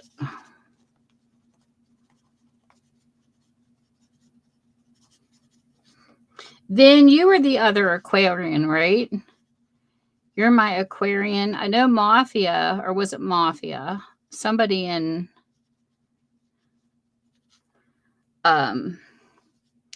Vaughn's stream. I think Mafia had the same birthday as I did, but we are all three Aquariuses, right? You were a February, if I'm not mistaken. Somebody was. Heck, I can't remember. But yeah, we had an Aquarian chat going on. I was like, yes.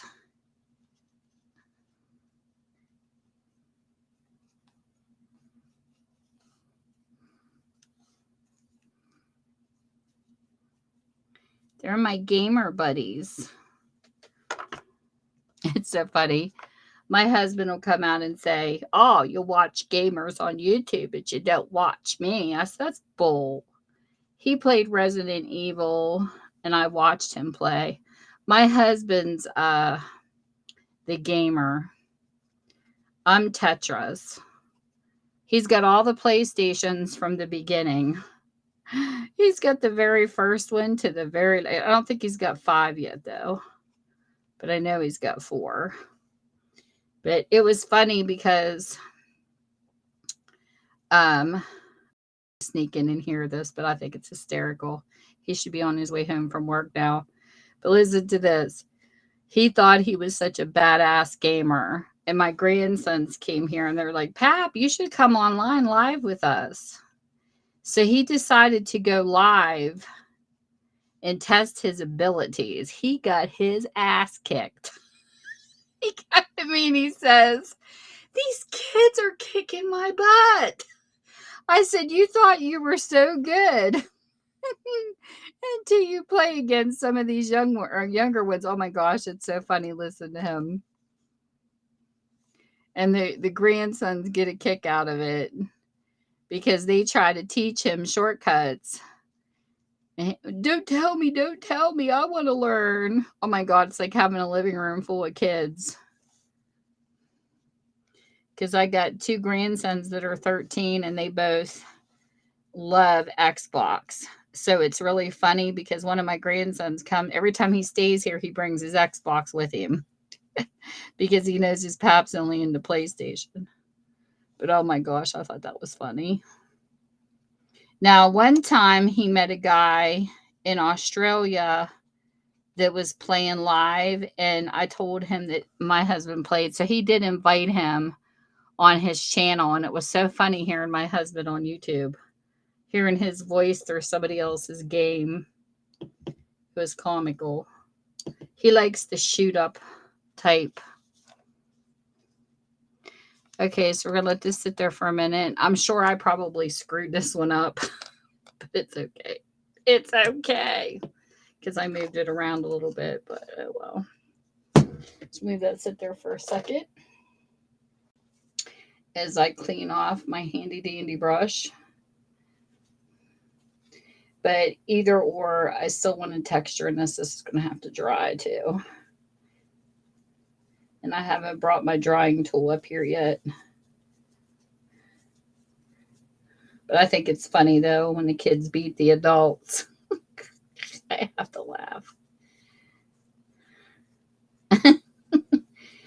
Then I used to have everything on a website, but I took everything down, and then I sell, it's my store's in the bottom of my house.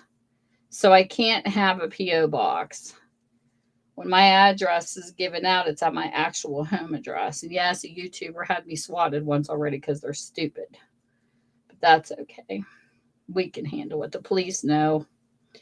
They came in and investigated. But anyways, you have those trolley rude ass people on here. Because my channel used to be in my real name too, but I'm easy to find. I mean, heck, I'm in the freaking yellow pages. But the point is, my store, when COVID hit, I closed it because I was doing better through YouTube. So when I get back to doing my book videos, which is got to be God knows when, my Etsy stores are even bothering me because I haven't been in them because I've been so busy with some other stuff. And I've been getting, we need to have you redo your checking and blah, blah, blah, blah, blah. Been in them. They're sitting there collecting dust. One I haven't launched yet. It's going to be a new store. But the other one, I have my live sales on YouTube. I combine them and I stick everything on the Etsy as a special order for people to go pick them up because it's easier, because that way they can pay however they want. Because a lot of people are like, I don't have PayPal, or I use PayPal, or I use a credit. Well, you don't got to worry about it because it goes into Etsy and they take it all. We're going to pull this up and look how pretty. And then all I do is I put a baby wipe underneath and a baby wipe over top.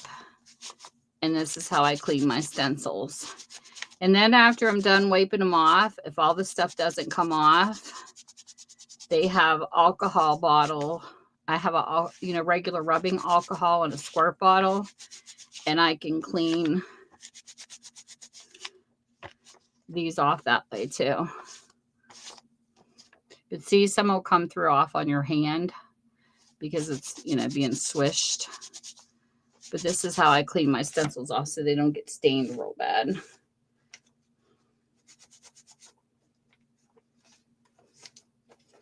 And I do it right after because that way it's still wet and not dried on. So that's why baby wipes are so important. And usually I have napkins here too, paper towels, so I can wipe them off. That's the importance of baby wipes. Okay. So this is what it turns out to look like. And see that iridescent? Ooh. That's what I love about the pearl drops and the Nuvos, because they give off such a pretty color.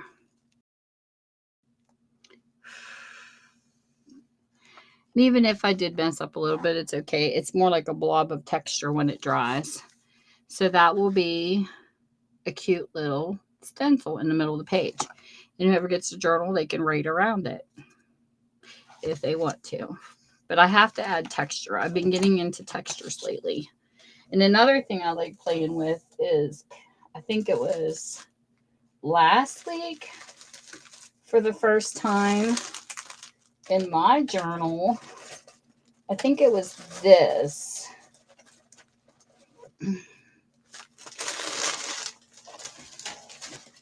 Yes, it's called Ocean Blue Stencil Butter. Look how pretty that is. Oh, that blue. And yes, I smell everything. This has got, I don't know what that smells like, but I always smell everything.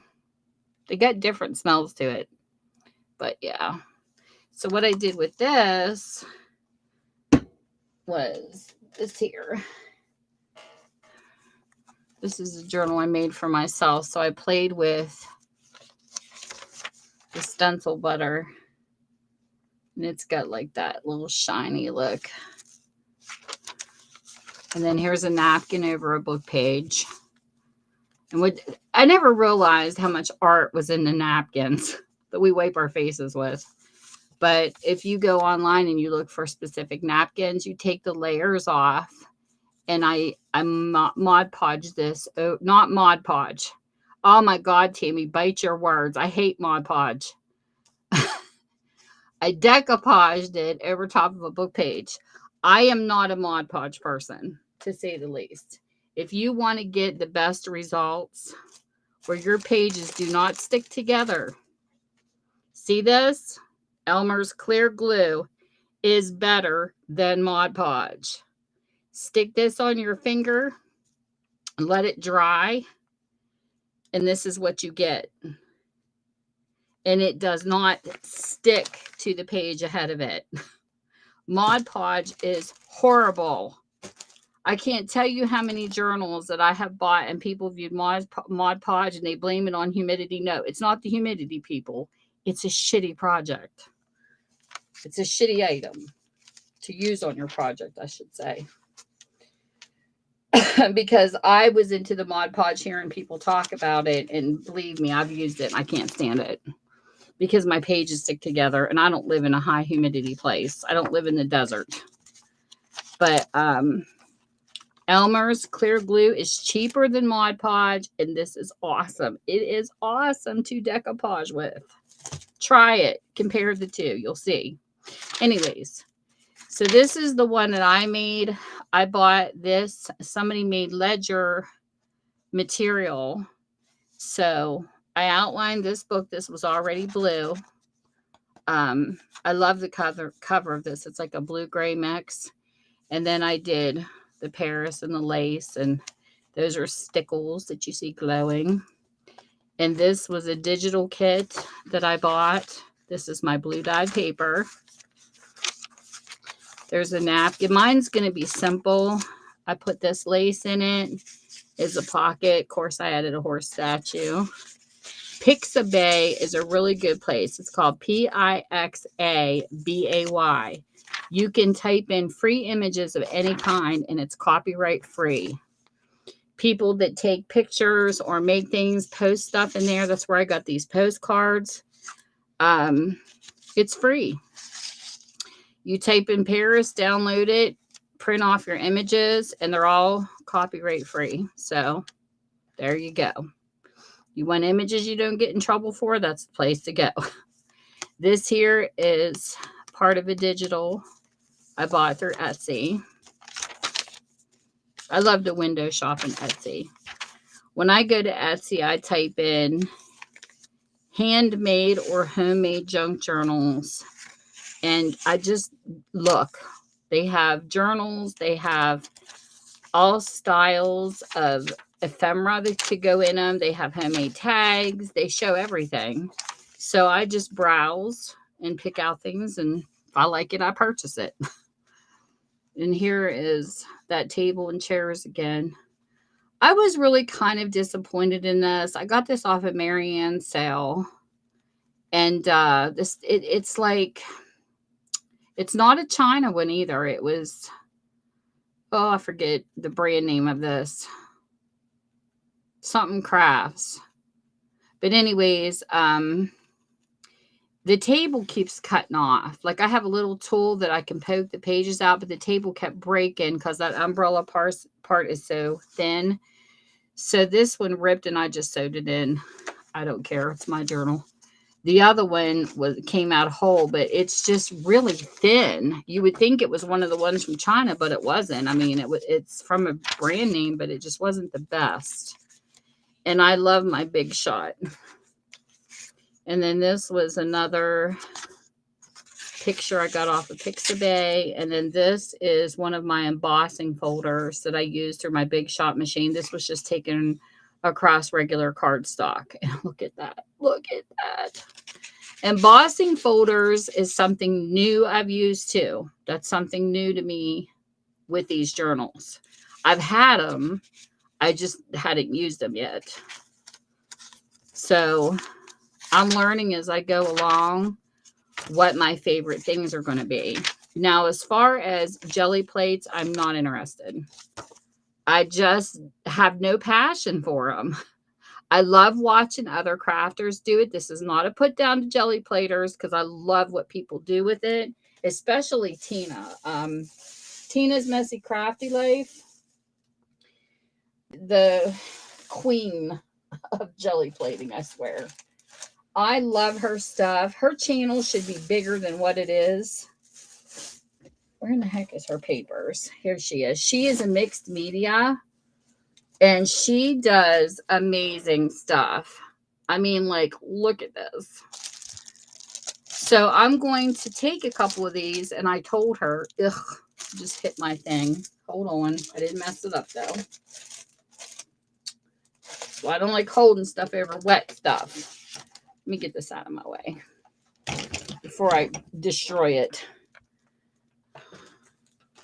We'll put this up here where it can dry. Stay. Okay. She is like amazing with jelly plates. And I told her I need to make these digitals. I'm going to email them to her because I asked her. She said, well, you bought them, do what you want. So I'm going to turn these into digitals for her. But look at this. Oh, like, I love watching people do it. It's just not one of my things. My things right now are Nouveau mousses. I love playing with stencils. Everything that you're seeing little by little, I'm working certain things in, and like, I love Big Shot. I will never get rid of my Big Shot machine. I'm in love with that machine. It does everything I want it to do and more. But Tina does amazing stuff. She does incredible stuff with her jelly plates. That's all I can say. She's got her own specialty. Look at that. At this. So yeah. But for me to buy one, not. My husband said he wants to try one. I said, go for it. You can do the jelly plating. And I love digitals. And I have created digitals in my past because I was creating animations back in 2007, like ish. 2006, 2005. I don't know. I was in the digital community through MSN before I knew anything about this stuff. And all my scrapbooking was made digitally. So I was into that first before I found YouTube and all this stuff. So I love the digital stuff. And here is this was another thing. But I do love watching, like, yeah, like everybody's got their own knack, and I love watching people do their own thing. That's what makes crafters a lot of fun because everybody does something different. And I've seen people do picture transfers a long time ago. If you go into Pinterest, they have people who put, like, I don't know how to explain it, like beautiful ballet people on book pages. That's all over Pinterest. And but it's really cool, this stuff, because Pinterest is like down another whole rabbit hole. Like, I could go on there and live there for days.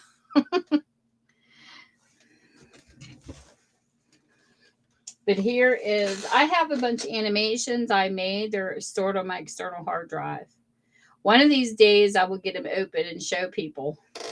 I showed Sandy some of the things I made back in the day. I sent it to her through her messenger. She liked everything I did. But just to give you an example, I think I showed these one other time, but I don't think you guys were in here. These are what I did when my grandsons were little. This out of the way.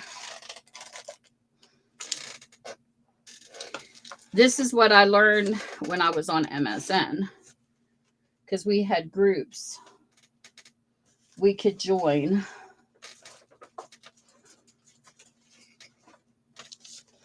And let me see if I can pull this up. I still have the plastic on these. Pull my arm up, but this is what I did. the first year of my grandsons. And these are all digital. And it was funny because, like, I had family members doing regular scrapbook where all of this stuff was like layered. Like they would have a candy bar wrapper or something. I did all of it digitally. So this is the first creations I did. And I still have the program that I used to make all this stuff. These are borders I added. All of these were blank. This is a marbled but I went through ink like there was no tomorrow because it was like $70 for 2 cartridges. So needless to say, well, that's really in there, but these were animated. Like this was an animation. It's a spider web, and it's a spider that would go down and up, down and up. And I have a program where I can take the animations apart and make it still. So I used all the stuff I learned and font styles that I get teased about. I have like thousands, over 3,000 font styles, because we shared a bunch of stuff because we were part of groups. I was in Designing Tags was the group I was in, and another was called Siggy Piggies. Siggy Piggies was PG, and they did a lot of farm animals and things like that. Designing Tags was a little bit more adultish. Like we didn't do, I mean, we could do animals, I guess, but it wasn't like a bunch of farm animals. It was more like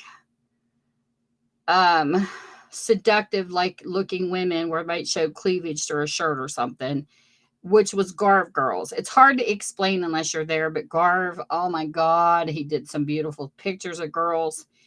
And there was another designer we followed, Popeye Wong, and the guy that Yeagle, he was the designer of the little girl in the Coppertone bottle where her pants was being pulled down by the puppy.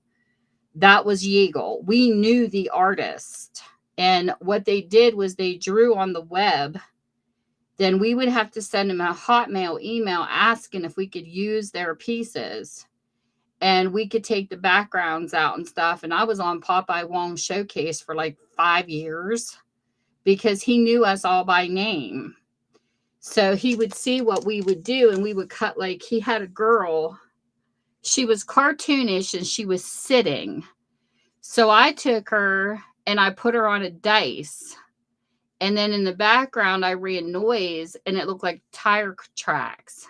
And that was the one he had on his site. I have all this stored on external hard drives. I have like over 6,000 tags made with my name, because when you were in a group, when you signed up, they would ask you to fill out a form of like your favorite animals, your favorite colors, things that you will allow on your tags and things you won't. Because there was some porn people mixed in there too, believe it. It was everything from rated X to rated PG. But I told them no nudity. I said, I like swans. I like horses. I like, I didn't care if it was like a shirt on a girl with her cleavage shown, but I don't want her boobs to be flopping out everywhere. But they were cartoon pictures anyways.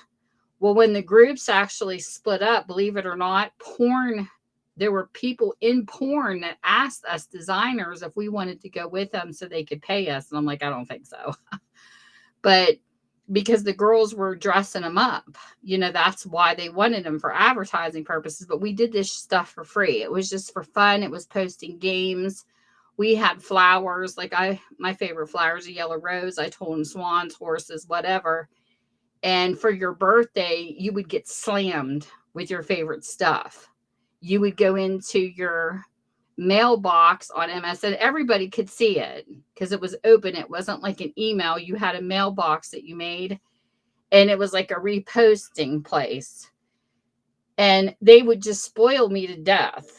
I've got tons of tags with Passion Kiss, Passion, Tammy, PK, whatever. They had names for me all over the place, but Passion's always been a part of my name. So I was called Pash, Passy, Kiss. People called me so many different names, and I've got tons of tags because of it. And you wouldn't believe some of the tags these people made for me. Like, these people were into digitals that I didn't even get to yet. Because one lady took my daughter's senior picture when she graduated college, and there's like a rainforest all around it. And it's like sliding doors like you would see on a shower, and it would open and you would see my daughter's picture in the center. They would make you stuff like this. I have I did rain. I could take a still picture and make hair move. I could do snow. I could do all that kind of stuff and make water animated. That's as far as I got. And I could do noise, which made it look like glitter in the background moving. And then they had this really cute thing where you would see a picture that was animated, and you would see like a swirl, and it would go like this and then disappear. They had that, and they had oh my gosh, the biggest animation I made was for a friend, and it was 2 black figurines dancing on each side of a jukebox for a friend of mine that loved Kid Rock. And I did a jukebox in the center. Man, that was a heck of a tutorial. Once I learned how to do the tutorials, you would see there was a picture of Kid Rock from younger to old, and I'd put Kid Rock's #1 fan, and I had Trish because that was her name. And there was a jukebox with 2 girls dancing. And believe me, that was one big animation. It was like, I don't know, 15 to 20 frames long for me to create it. And then I had to put it together. But when it opened, you could see the girls dancing. It was just the coolest animation ever. She loved it. But there was a lot to learn yet. And this is the first of my oldest grandson, Angelo. This is his first year in his pictures. This was in a yard we used to live in, and this was all included in the program. So I ran a lot of ink on both of these. So here's Angelo's first year, and here's Steven's. But these were fun. Like, I got to play with animations and blocks and frames, but this is my idea of scrapbooking. Look what I did. My daughter's like, what do you have on his head? It's back when I had my first Logitech plug-in microphone. And then there they are. But it'd be funny because I ran a chat room for like 6 years, and I would be quiet, and people like, what is she doing? And this is what I was doing. I was over in a corner playing with stuff like this. They're like, look at Pash over there being quiet. She's over there in the naughty box. I said, I'm not in no darn naughty box. I said, I'm over here being a good girl, playing with art. I love art. Look how cute that is. This is the tree I have right now. Still, I planted this when my daughter was born, and it's dying, and it's making me sick because this is our old property, and we moved it to where we are now. It's in my backyard. We had it excavated, and he's touching it. That was the very first tree that Steven ever touched. God, I love it when babies are little. I was holding a violet, and he was trying to touch it. I love it when they're at that sensitive mode, like investigating. And this here represented, he was petrified at this stage of the grass. So I had to put him on a blanket because every time the grass would touch his leg, he was like, you should have seen the look on his face. It's like, that don't need to be touching me. And then here's where he's finally sitting up and the grass isn't bothering him. He wants to experiment. You know, this is the age right here. You don't think of bees. You don't think of stepping on nails. You have no fear. You just want to explore and touch. I love this picture because that's what it reminds me of. So to be a kid again, you know, not worry about all those hidden bugs and stuff that's going to bite you. But anyways, that's what I did back then. Yes, I believe that, Tina. I can get lost in Pinterest too very easily.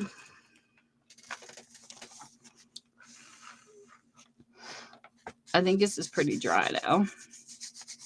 It doesn't take long. Well, maybe not.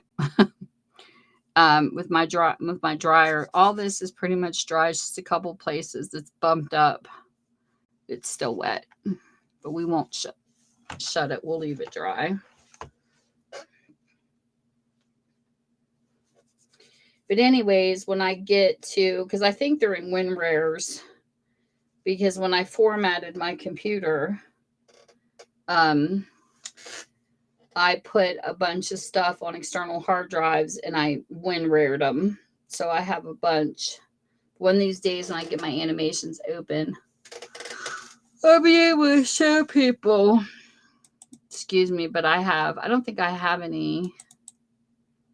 Let me see here. I don't think I have any opened.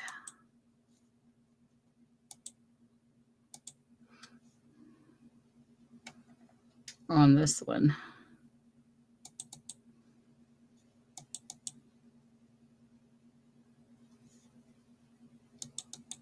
Oh, that's too funny. It's one of my daughter's wedding pictures.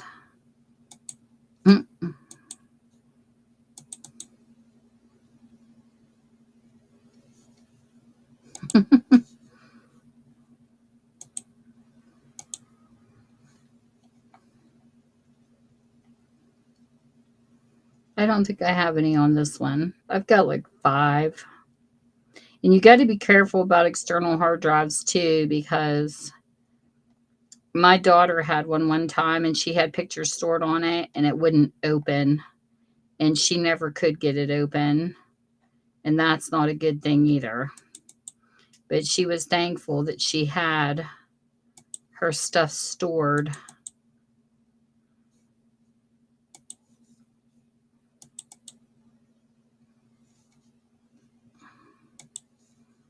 On her Facebook so she could go back and collect them all.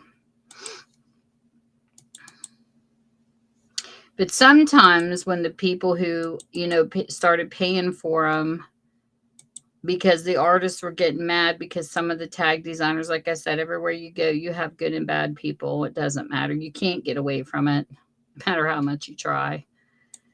The rules when I contacted Popeye Wong was I had a watermark, but I would put copyright symbol with his name, and underneath of it, I would put my watermark, and PK was my watermark at the time for Passion Kiss, because that was my screen name for MSN. So I would put PK, and some of the other designers got greedy and they were putting, because I think if you changed over 10% of somebody's art, you could claim it as your own. That's why the guild happened and they took over to where you had to pay.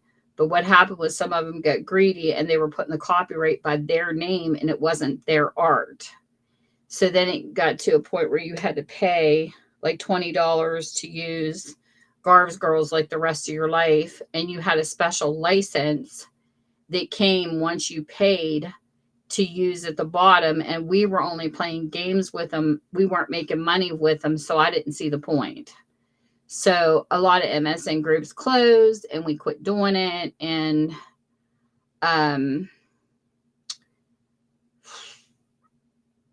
one of Garv's Girls became an advertisement for a golf company. Yeagle ended up on Coppertone. I don't know if Popeye Wong ever did anything or not, but it killed it all for us that were having fun. So that's what happened to the groups, that they no longer exist because of that reason. Well, thanks, Tina, for coming. I'm glad you got to hang out. It was good to see you. You take care. But in the meantime, I saved everything that we got, like font styles and different things, because they started a Gmail group where if everybody signed up for their email, whatever they found, they shared with the rest of us and it went into our emails. Well, hello, Hidden.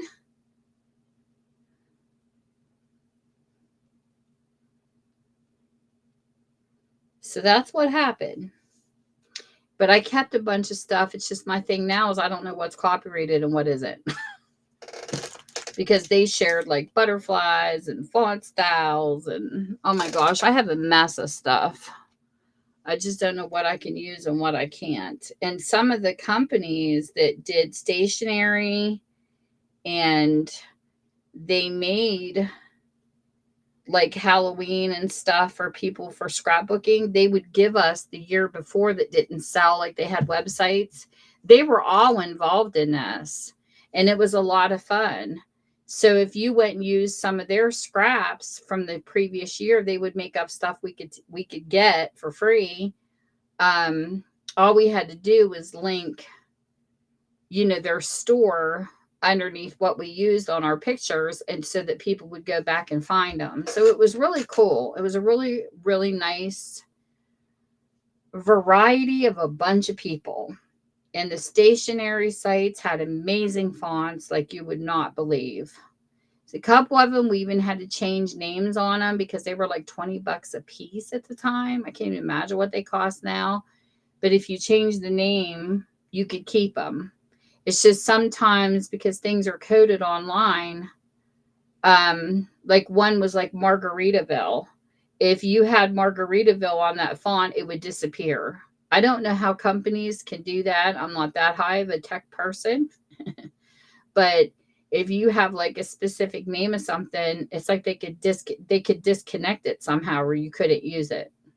So there was font styles I had to change the names of to be able to keep them. And it worked. As long as I didn't use the Margaritaville on it, the font was fine. So I would put like, I think I changed the name like Margarita number 2 or something.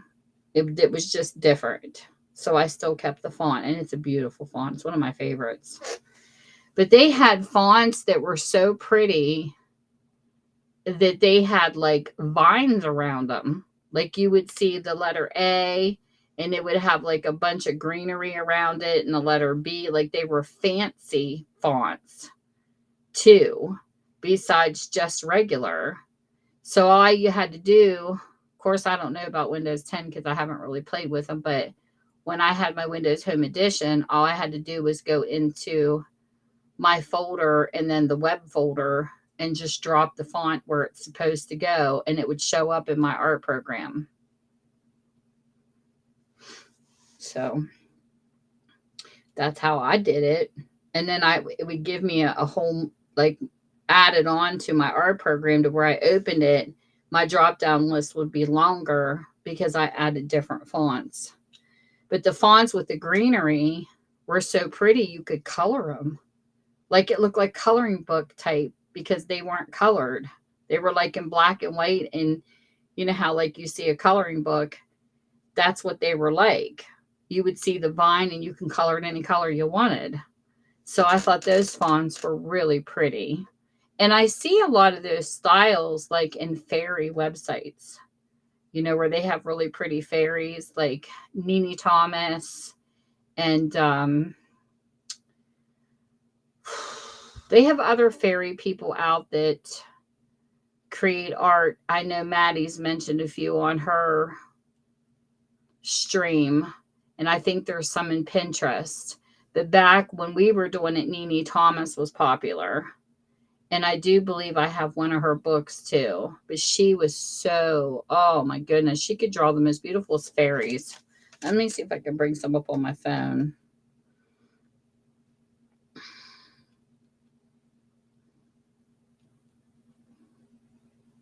Nini Thomas fairies. Yes. Please. Here is some of her images to give you an idea. They probably won't show up real clear because that's my phone for you. But she started out as just a regular artist who just drew pictures. And we would use them, playing with them and add them to backgrounds. But now she's like in Bradford Exchange, and I noticed there were, um, I think Christmas bulbs. These are her works.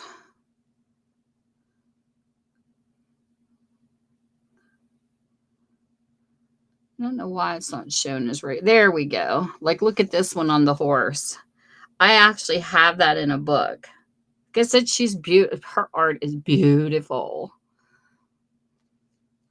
And I'm thinking she does dragons too. I'm not sure. I'll have to look. But she draws the most beautiful. This was one of her popular ones. These are all by Nini Thomas.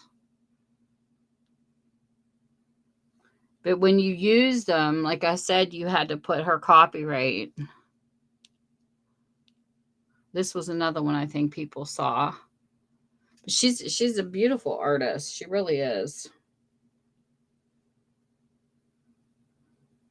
And this one, look at the one on the moon. Isn't that pretty? I could look through her art all day. And I'm not much of a fairy person. I don't do like the garden like some people do on here, or I'm not really into fairies, but I love her work.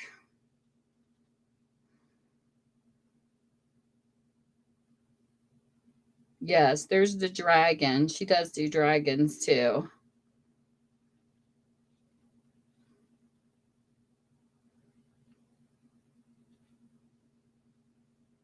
She does a dragon with the fairies walking beside him. So there's definitely dragons. I knew there was dragons involved. And here's another dragon of hers. And I think she even sold stuff, ended up coming out like as puzzles and things like that. There's a dragon. So she's got some really cool stuff, to say the least.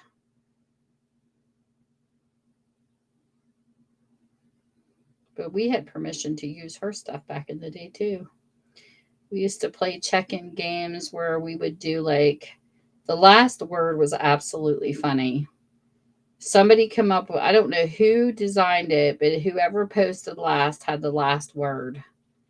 So it was absolutely funny because people would put like wiggling butts, I have the last word, like really funny, bratty type pictures. Oh my gosh, they were hysterical. Hey, Frozen. I'm over here getting carried away talking about art. How are you doing? Our favorite guitarist. Let me get Hidden's link in here too.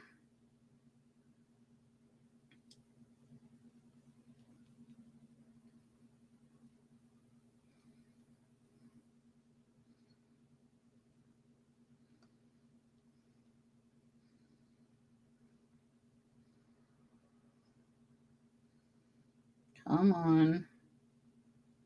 Here's Hidden's channel. And we're going to put Frozen's channel in here. So anybody that comes back and watches later, you have channels you can go find. Yes, you have your own kind of art over there.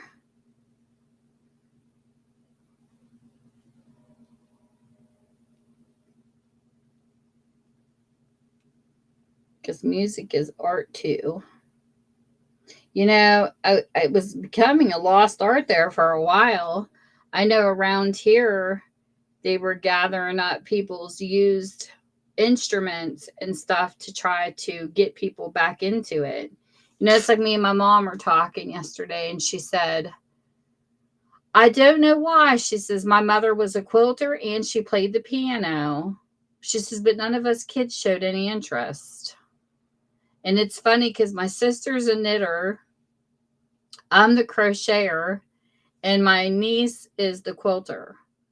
And it's sad that, you know, my grandmother wasn't alive to see that my niece is quilting, because she would have loved it. But yeah, it's good to hear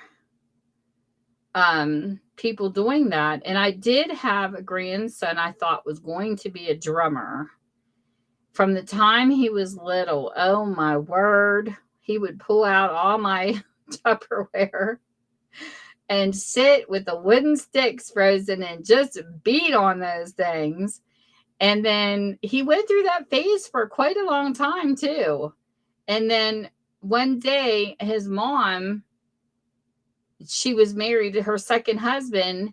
They had a drum set. If you would have seen his face light up when he saw this drum set, and he loved it. So they gave it to him. They told him to take it home. He could make as much noise. But I asked him if he, wanted to go and maybe, because we do have like a music place close to us. If he wanted to learn, I even called to ask what the age they were, they start teaching, and they told me, but he lost interest. And I was like, darn it. I thought it would be so cool to have a musician in the family finally again, but didn't happen. Hey, Mystery. Welcome. Let me put your channel in here.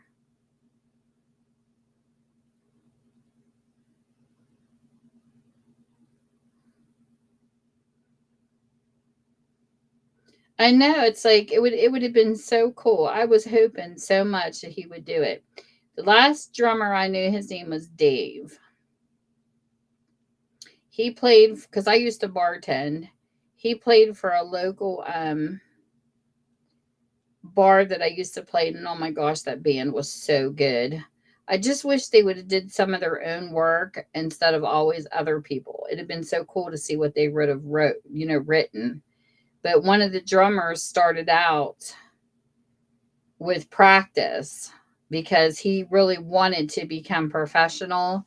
And even though he played in bars for a while, it gave him the time to practice.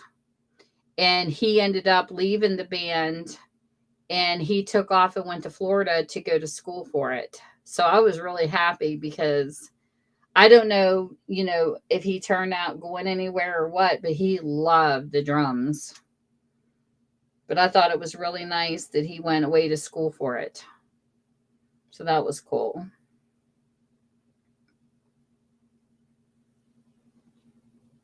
And then my left-handed granddaughter, they didn't think about a left-handed guitar. She actually wanted to play the guitar like a country person, one of those country guitars frozen. And her parents didn't even think about it. When they bought her guitar, it was for a right-hander. And I told him, oh, no, you got to get her a left-handed one. But she loves it. She likes to sit and play with a little guitar. And she's young. But I told him that she needs the appropriate kind. You're welcome. Yeah, I think she would have enjoyed it if she'd have stayed with it, but because they had a video out where they would teach you simple steps, and I wish they would have sent her to school for it, but she decided she wanted to go into swimming. It's just hard because when you have like 4 kids, it's hard to put one in something special, like multiple things. So she ended up choosing swimming. I told my daughter, I hope she doesn't regret it, because I would love to see her do that. But yeah, she was after them for 3 years before they got it. And then Jade says, oh my gosh, Mom, we bought her a right-handed one. But it's funny because like I'm the lefty in the family. My mom was left-handed, I'm left-handed, and now she is. And it was so sad because I went to their house. She was cutting like this. Hold on. She was making me in pain watching her. She had a pair of scissors because she was watching right-handers. And this is how she was doing it. She was coming up from the top of the page. I told my daughter she's getting up with tendonitis. She's going to end up with tendonitis doing that. But she was so used to watching the right-hander. So I had to go over, put my hand on hers, and teach her how to cut straight up a page. She was all backwards, poor kid.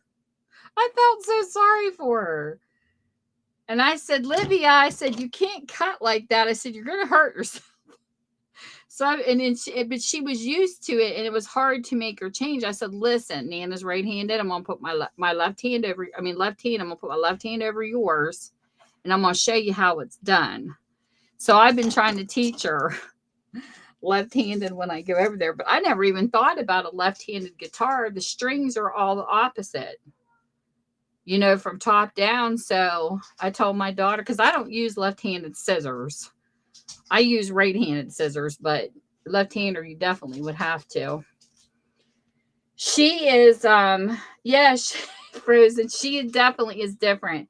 She's very fast at learning, and she's also going into honors classes already. She's definitely ahead of her time. And my daughter had concerns because, her other two daughters are on time.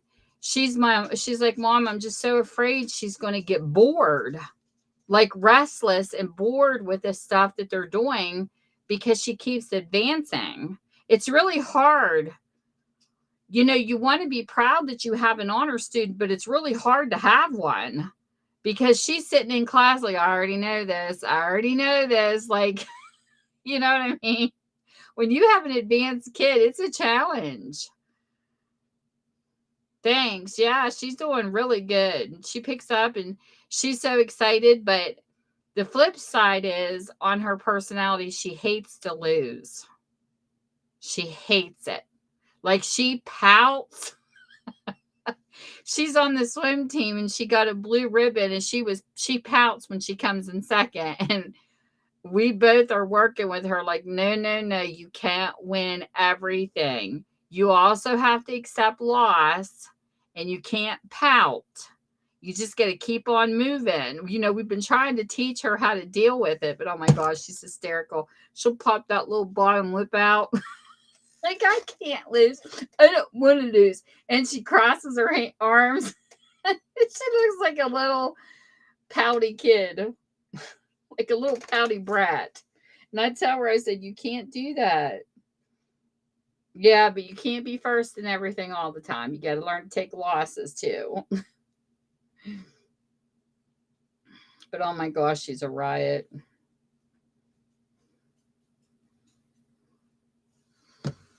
But her other twin, she's, because she's a twin, and her other sister's like, she could care less.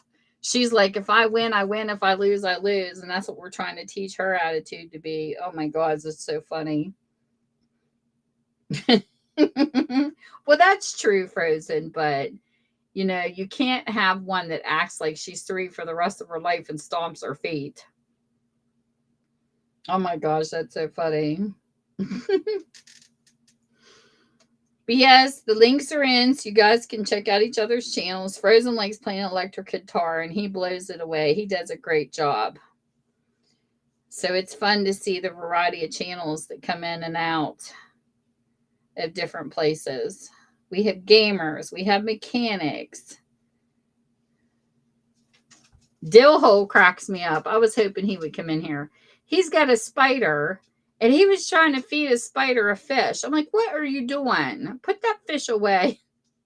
He has a fish that's hanging on a web, and he keeps trying to give it different animals. I'm like, would you stop it?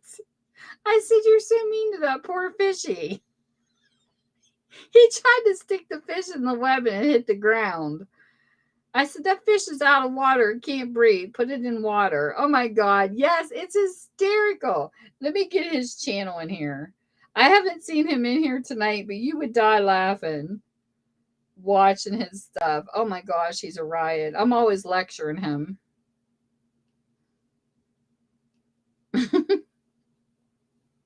He does some crazy stuff.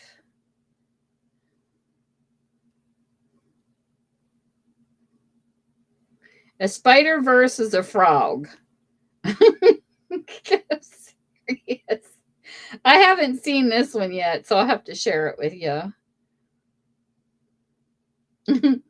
He is so comical. Dill's channel. Yes, you want to see something funny? Oh my gosh. I haven't seen the frog one. He goes by Dill Hole. He comes in and visits. But oh my gosh, you would die watching his. He comes up with some funny content.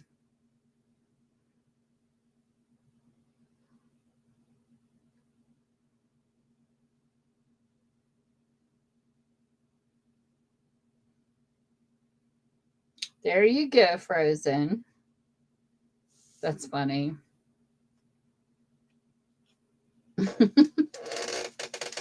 But I'm hoping this will be done by next week because I've been working in this a little while. I got to wait for my Velcro dots to come in, and I got to find a pair of bottlenose pliers because I don't know what I did. I have a tool set somewhere. I just don't know where I put it. I've looked for it today and I still can't find it. It's what I use for my beads and stuff. I remember having it to fix a bracelet, but then I don't know where I put it. Me and misplacing stuff. Because I want to put the corners on this book and I want to get... I got Velcro dots coming in for this. And I want to Velcro this. I'm going to put this in the back of the book, but I want to put my signature somewhere on this little tab. I got to sign and put the year when this journal got finished. Because I know a lot of people are wanting us to sign. All right. You got to check out Dill. He's funny. He is definitely a riot. And he will come visit your channel and stuff too. He's a very good supporter. But this was fun tonight, doing texture. But it's almost done, people. It's got pretty much a lot of decorations in it. When it's done, I'll do a flip through video. And then it'll be up for purchase.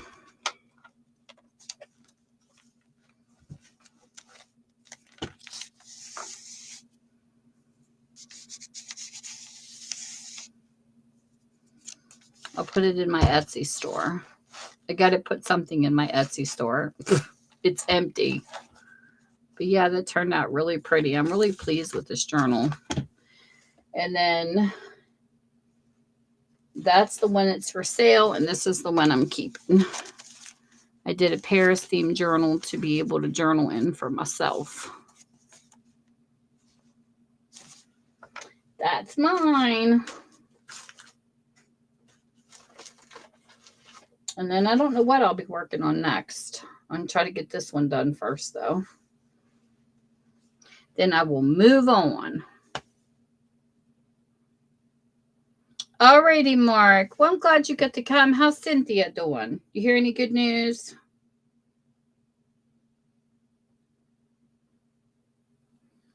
I hope she's okay.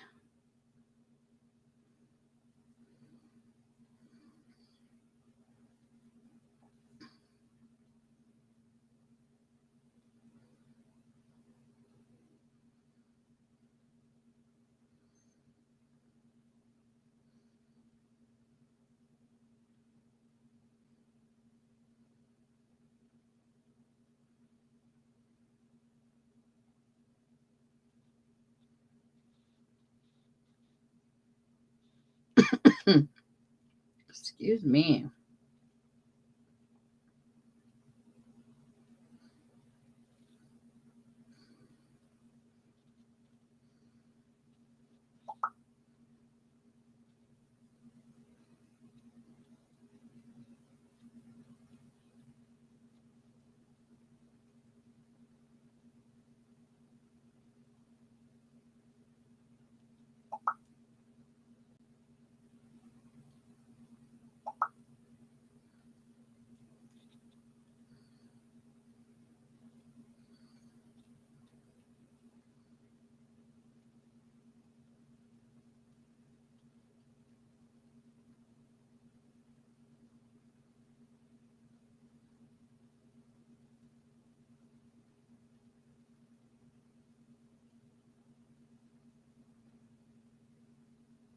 Thank you, Mark. That's very appreciated.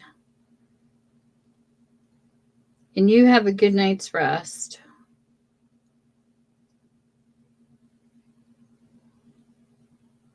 Cynthia is a sweet person. And I hope she gets feeling better. I know my parents just got over COVID again. We had it twice so far. She didn't even know she had it. She thought it was a cold. I don't mind having COVID. I just don't want to lose my taste buds. When I can't taste food, it is awful. And I know some people that lost their taste buds for like 5 months. I know someone, I don't even know if she ever got her taste buds back. Well, what the whole thing is, though, mystery that's hard is it's the kids. Like we have grandkids, and when they go back to school, they're picking up the germs and becoming carriers. You know what I mean? It's like a cycle. It's like they bring it home, and then we hug them, and then we get it again. Both times I caught COVID was off my grandkids. But it is what it is. You have a good one too, Mark.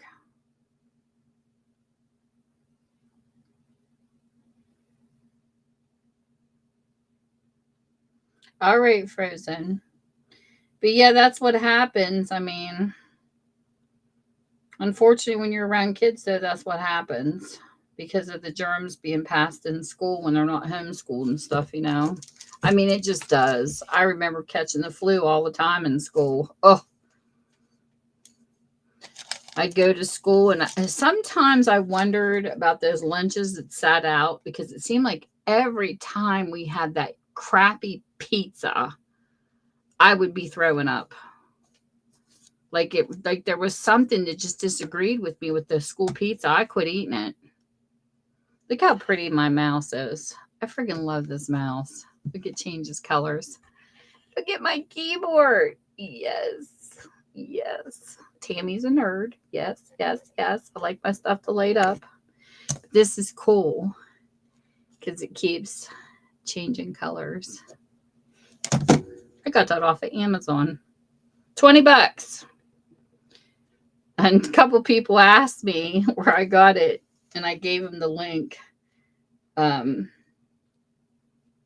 shared the link of one of my live streams. I love this. I love it. My favorite color is blue, but you can change it. It goes from, where's the freaking color thingy on it? Is it here? Yeah. It goes green to teal, off to blue. And then when my computer's off, it turns off. It lights up when I turn the computer on, so it saves on power. The only thing that doesn't turn off is the mouse. Yes, I'm a techie nerd. I can't help it. I love stuff like that. And what was funny was my grandson. I had been wanting one of these, but I didn't want to pay for an alien to get it.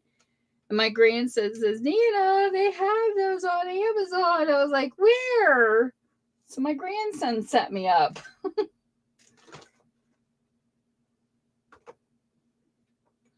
And I went and got it, and I was like, oh, this is cool beans.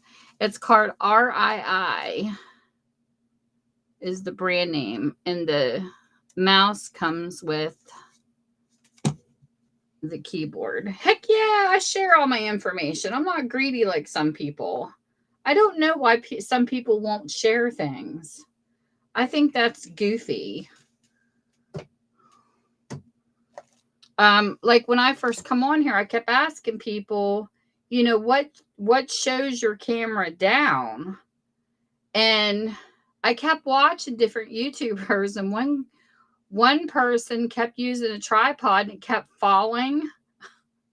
And then I Googled, like what do cooks use or something. I can't remember how I found out. But anyway, I got this video, and it showed all the different devices from a microphone holding your camera to a tripod to a thing called an arm. Yeah, but that's goofy. I think Sharon's better. So I turned around and I got the arm and I love it because there's a lot of people that use a lot of different things. I'm not going to go buy a ring light. I'm not interested. But I know ring lights, certain things like that were popular, but I couldn't understand why people wouldn't share. And finally, I was like, so I told people, get rid of those freaking tripods. I think tripods are horrible. Tripod to me would be for a person who's sitting behind the camera and shooting in front of you, but not yourself because it's too top heavy. And to me, I think they have a hard time getting the angles that they want. But I like the arm. Yep, I think the arm is perfect. I can move my stuff up and down and do what I want with it. I can swing it anywhere I want. So I bought two of them. I have one upstairs and one downstairs, and I freaking love this thing. The only thing that I don't like about it is maybe if I turn it to the right-hand side, I could do this, but I can't pull it off with it on the left-hand side because I'm a left-hander and it's kind of in my way. But I can't use my die cut machine to show people what I do with it because most people on YouTube that do a demonstration with it, they're standing at a table and they're doing it because it's a bulky type machine, if that makes any sense. And I can't open certain things. But I want to learn how to put my face here too. I want to be able to craft, but show my face in a corner. And I saw one gamer have that on her stream the other night, and it looked so cute. Like she had an oval. It was like an oval opening, and her face was right there while she was gaming at the same time. So people can see you talk. And I can't figure out how to do it. I've Googled it and it says Restream and StreamYard in the programs allow two cameras, but I don't know how to do it because the computer won't allow you, and my computers don't allow you to run two computers. I can't say they all don't because I haven't experimented, but my computer will only run a default camera. It won't let me run two. So the only way I could think to run two is have a camera set up on another computer and have it sitting right beside me and join like on another channel and me invite them to my as a guest on my panel. That's the only way I can figure out how to do it.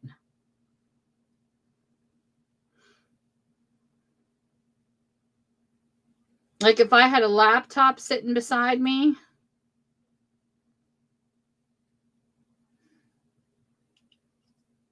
Yeah, because I have no clue how to do it. I could probably set my laptop up beside me.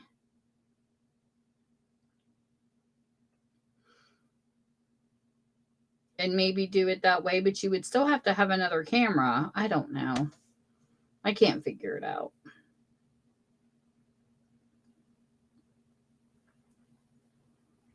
And maybe invite myself on a second account. I guess I could do it that way. Because I know sometimes people are visual on here. And like I've had people come in, show your pretty face. And it's like, but I'm not here to show my face.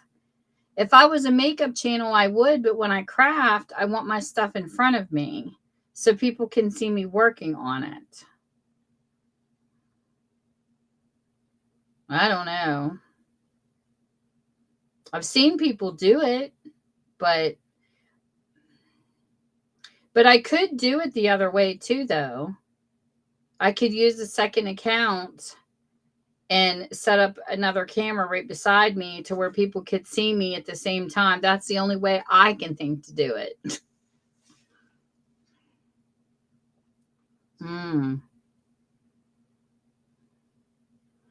I could invite myself up on my phone too, but I actually like my phone to where I can read the chat because it's too far away.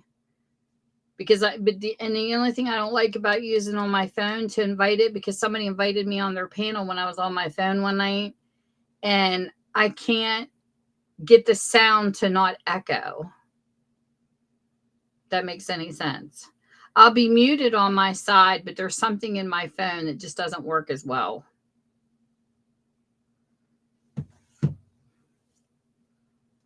Just a regular desktop. I have a desktop and I have a couple laptops. I have 3 laptops, a desktop, and a phone. But I don't want to use my phone. And some people might use tablets too, and I don't have a tablet. I'm thinking what I'd have to do is set up a laptop beside me and invite myself on a second account. I think that's how a friend of mine does her live sales. She has 2 different cameras running where you can see her face on one and you can see her sale down here. No, I don't use Apple's. It's just a regular computer. It's just an HP. But I could set it up like that. I could have a laptop beside me where people can see my face through the laptop and invite myself as a second guest or something. I don't know. I just don't know how to put it tiny inside of a live.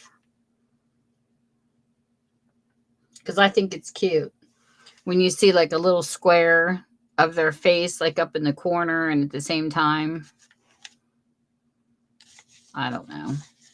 Just haven't figured it out. But I know that there's quite a few people that do it. And a couple people told me they used OBS and I don't, so they can't help me.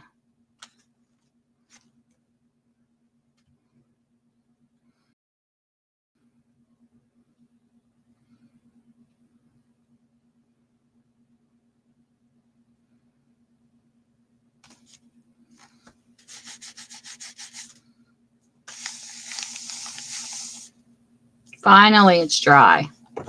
Yeah, I can set it up.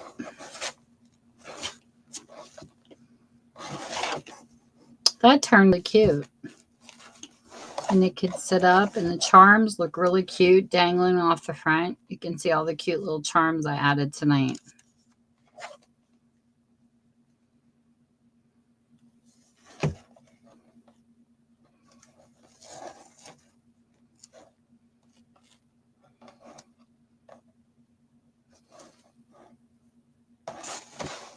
So that turned out really nice. I don't know how to price stuff, though. I got to put this up for a sale. I don't know what to put on it. I hate pricing stuff. Ugh.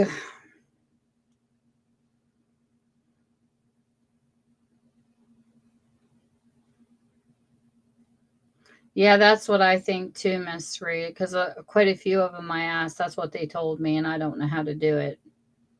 Every time I try to set up OBS, it keeps asking me for a code, and I have no clue what it's talking about. And Green Bay Wacky I think he did a series on his channel to teach people how to use OBS, but I couldn't figure it out. What you doing? What you doing?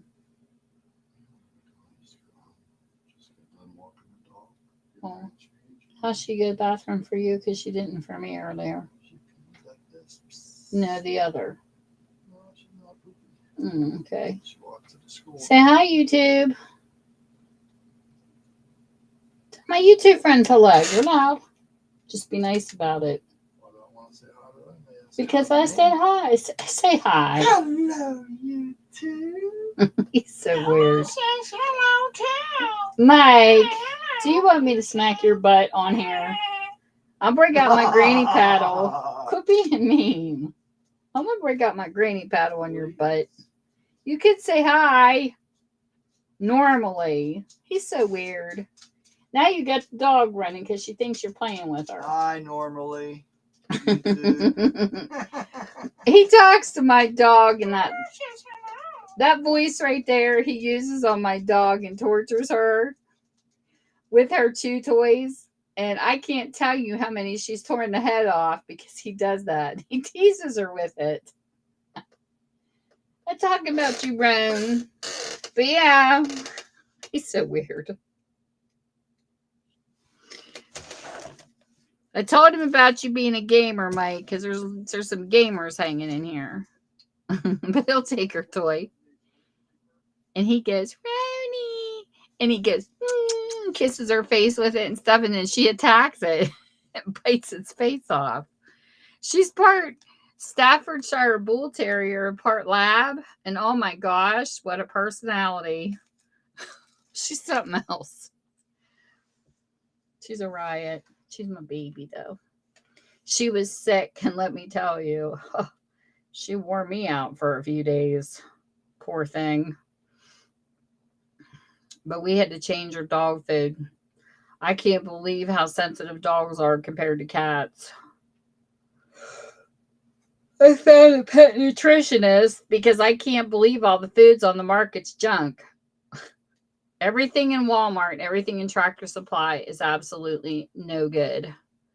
So we found a pet nutritionist to teach us the foods that were good, what ingredients to look for. Thank God, because she's an amazing pet nutritionist. I put her on my community tab. Anybody out there that wants to know about correct food, you got to go watch her. The only places around us that sells the actual good food is Petco, PetSmart, and Pet Supplies Plus.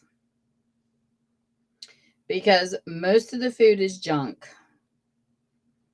Now we get her on a good food. We're feeding her Stella and Chewy's Essentials, grass-fed chicken, prairie chicken, and it's good for the hips. It's good for this food is amazing, and you don't have to change it. They can be on it from a puppy to a senior, and we got the pate can to go with it, and she is doing so much better. I mean, her coat feels good. She looks healthier.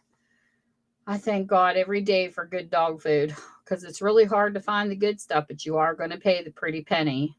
But everything, and I'll say it on my channel, and this is my opinion, everything Purina sells is garbage.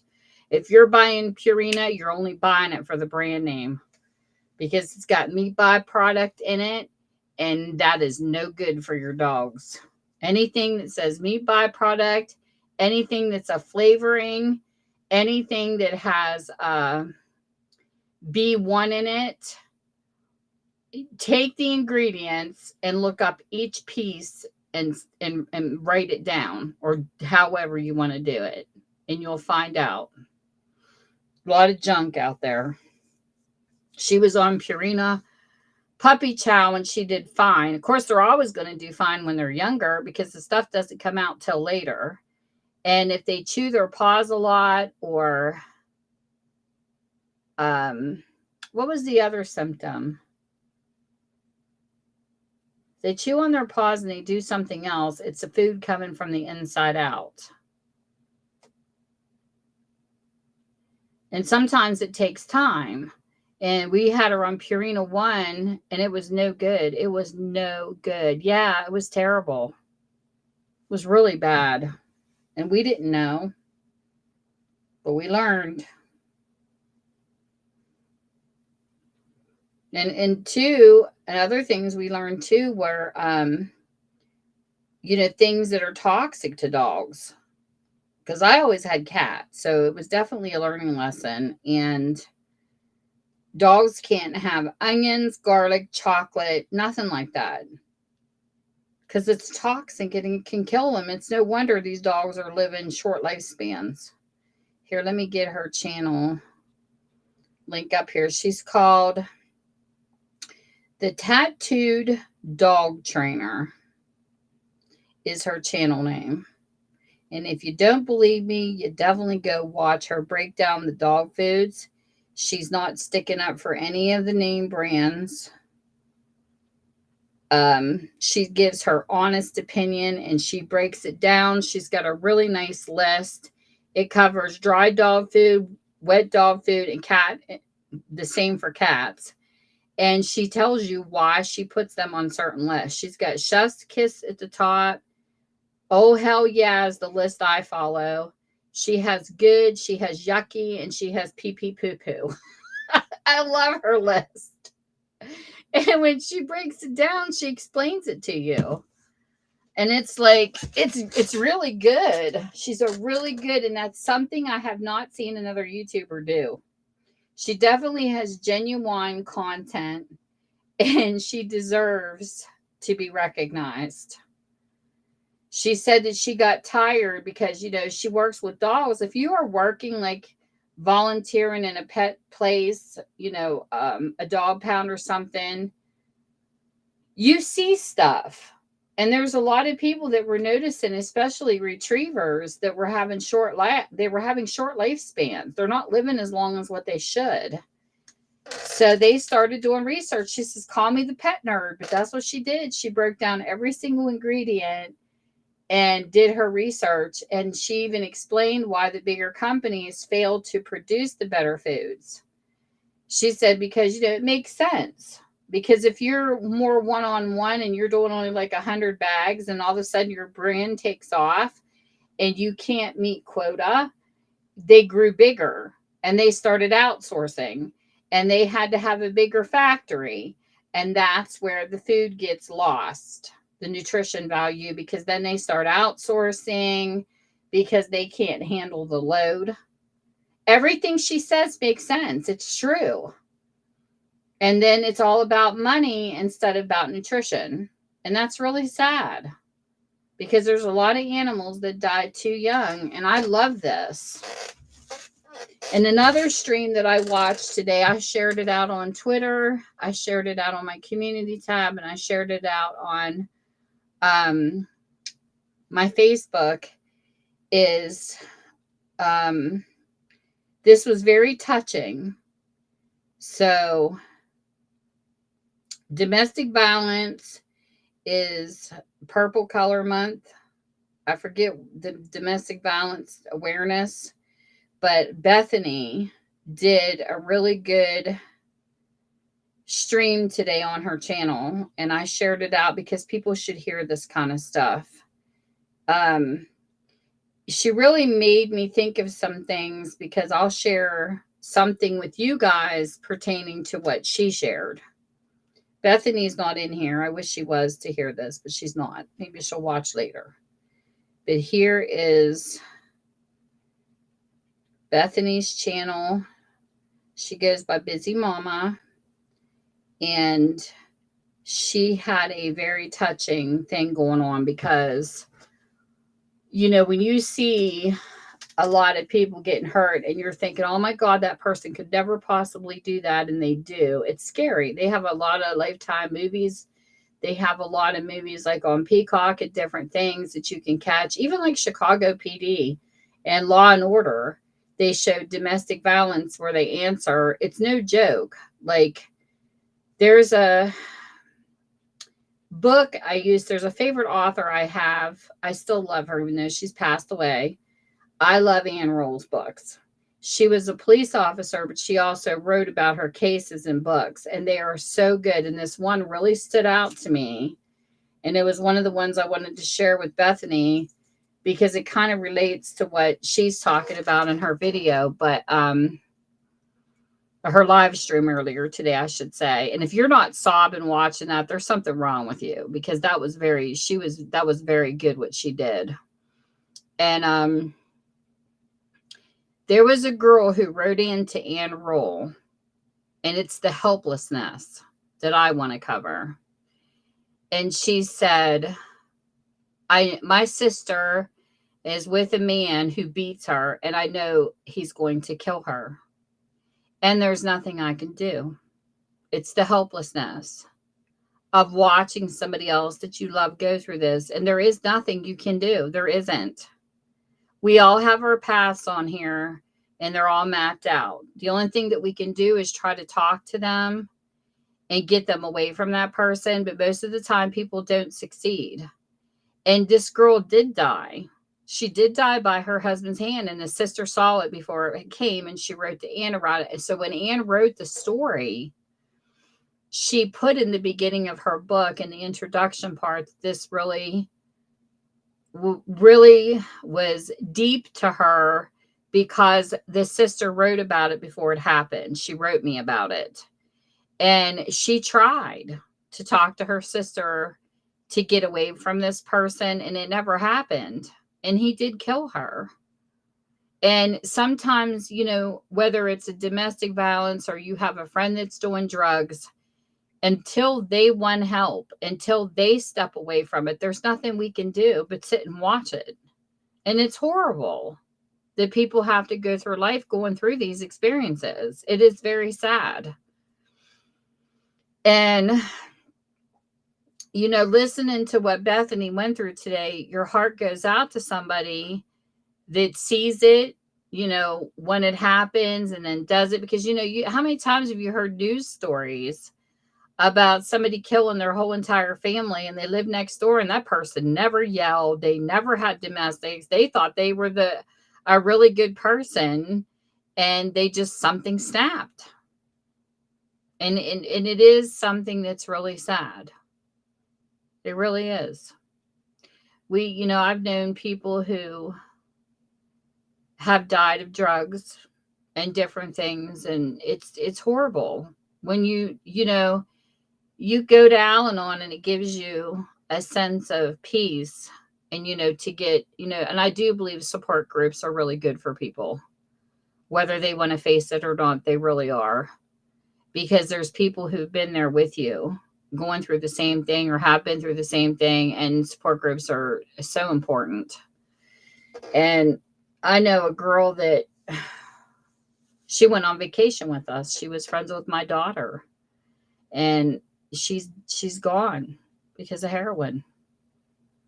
So, and her life was so young. And I look at our pictures, because we took her on vacation with us before she was into addiction.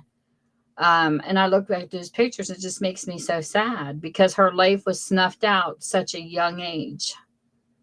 She was too young,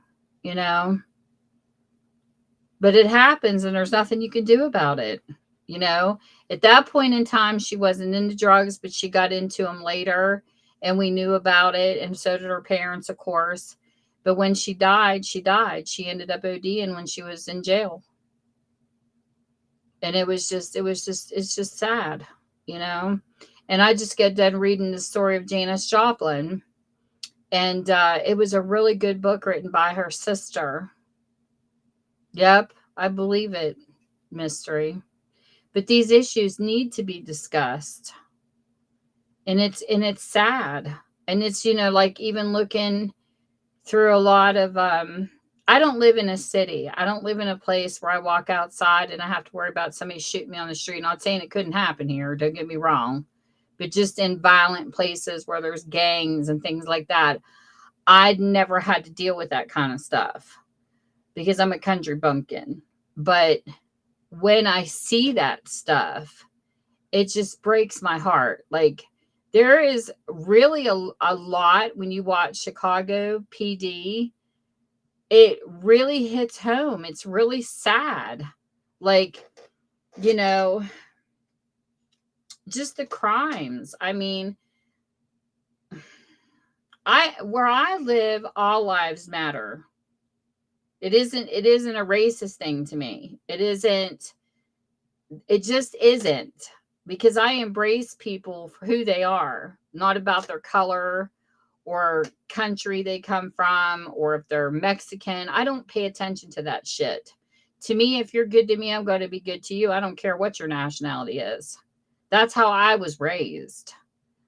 But when I do see the politics that they point out in the show, it breaks my heart, because this one guy even said, there's a shooter out and two kids. He was just shooting in the air and these two kids got hit.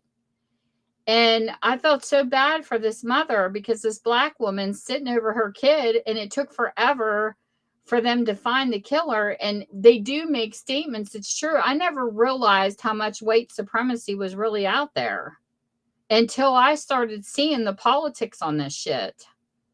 And it's sad because, like, Even the one dad was like, if this would have been a white kid and they'd be rich, this would be solved like right now. And he said, it's like 2 weeks later and you still ain't found my kids. He has a point, because I even had a couple friends I grew up with on the police force. It wasn't about color or race for us. It was about the people that were rich versus the people that weren't. Like, you would see a kid get in trouble, and because he was from a wealthy kid, he would get let off, where somebody who might not have had money didn't get as good as what he should have. You know what I'm saying? Like, it was never color to us, but it was the money factor. But watching this really enlightens people, because at first when I started seeing Black Lives Matter and stuff, I'm like, what does this mean? You know what I mean? Because I come from a small town. It's not about race here, but I see it now that I'm seeing the examples, and it's like, it's sad because, I have friends from all walks of life, and we've talked about these discussions, and we've covered certain topics like this. And one of my friends on YouTube, she kept talking about white supremacy. What the hell you mean white supremacy? I don't know what she's talking about. You know what I mean? Because where I live, we don't see it. But now that I'm seeing the city side, it's awful. It's really awful. And I am waking up to it, to seeing more and more stuff that goes on. And I remember watching, even though it shows, it's still pointing out what's going on. Like, this stuff is really happening to people, and it breaks my heart that it is. Like, there was an episode on Grey's Anatomy where her boyfriend is Black and he's crossing state lines to come and stay with her. I can't imagine being pulled over like this. He's pulled over by cops in this small town, and right off the bat, he's got his hands on the steering wheel, to where automatically everything is seen. He totally cooperates with everything that the cop tells him to do, and they still trashed his car because he was Black. They still made him go through everything. He had his ID. He's a doctor on his way to be with his future fiance, and they tore apart his vehicle for no reason except his color. And I'm just like, what? I mean, I've been pulled over with a couple of my friends for speeding. I'm white, and I've never seen treatment like that ever, where we were told to put our hands up on. He automatically did it because that's how much they're harassed. But I can't imagine living in a place where you have to do that because of your color. I think that's horrible. And he just sat on the side of his Jeep, and he just looked like he wanted to break down crying when they were done. And I felt so sorry for him. And it is bad because it shouldn't matter. As long as you're cooperating, it shouldn't matter what color you are. I was floored. Like, I told my husband, the more I watch these stuff, I just can't believe how people are treated differently, and it just makes me sad.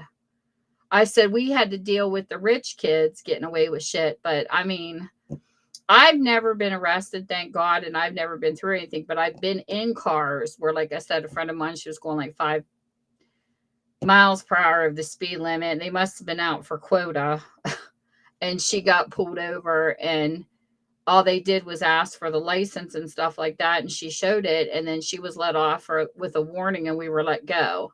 But to have your whole entire car taken apart, and for what?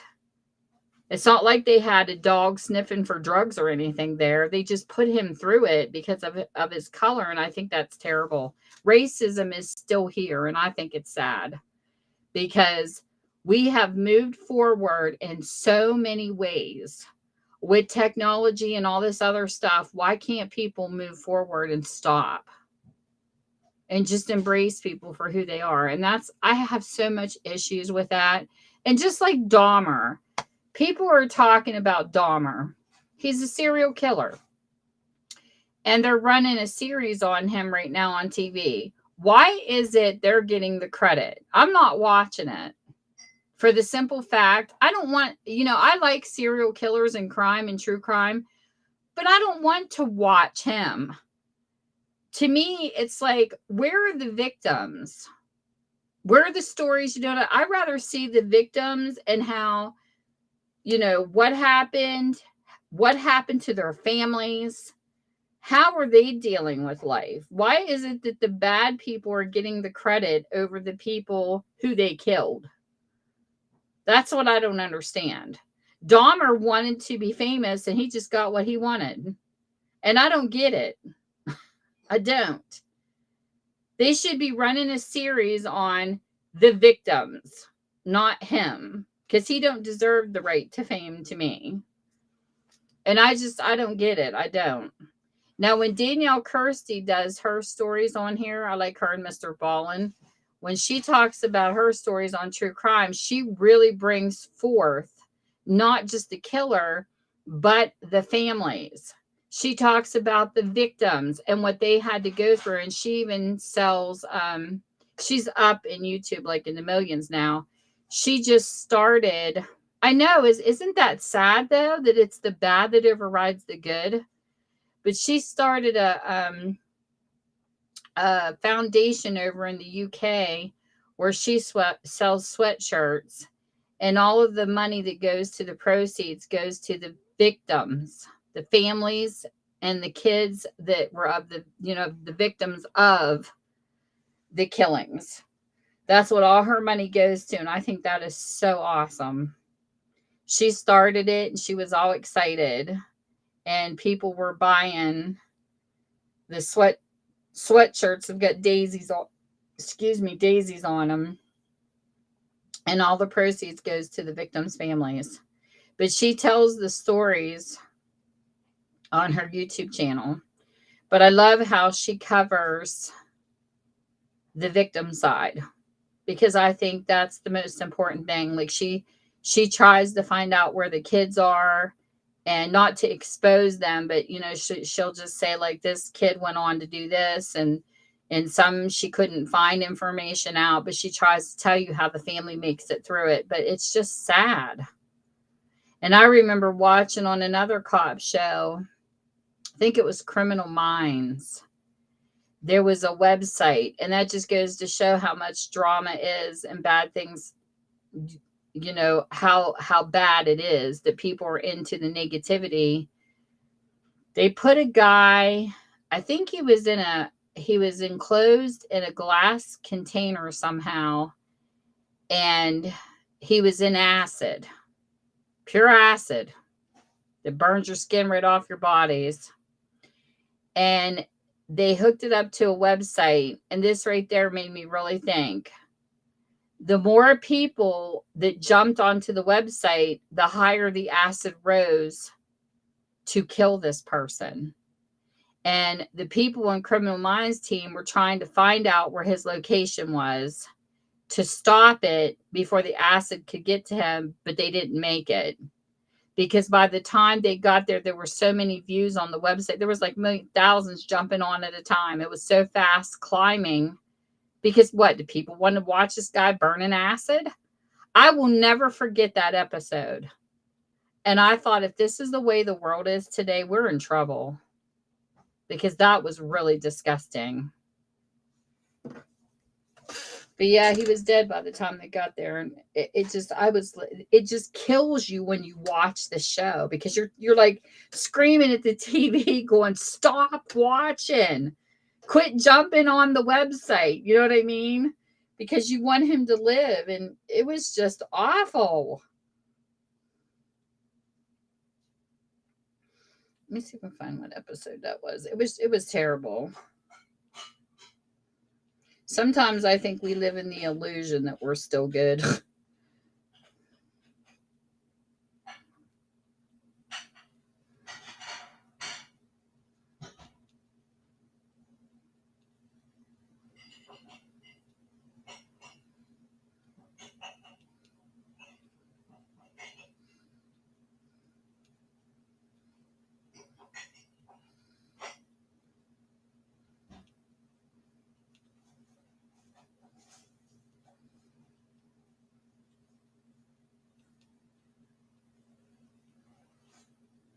I think that's what it was.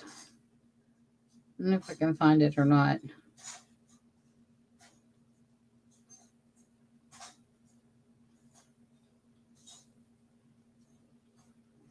I don't know.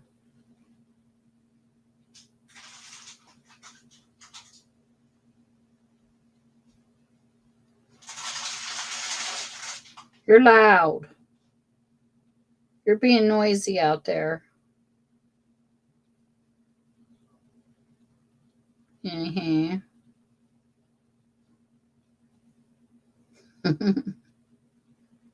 Or maybe it was lie.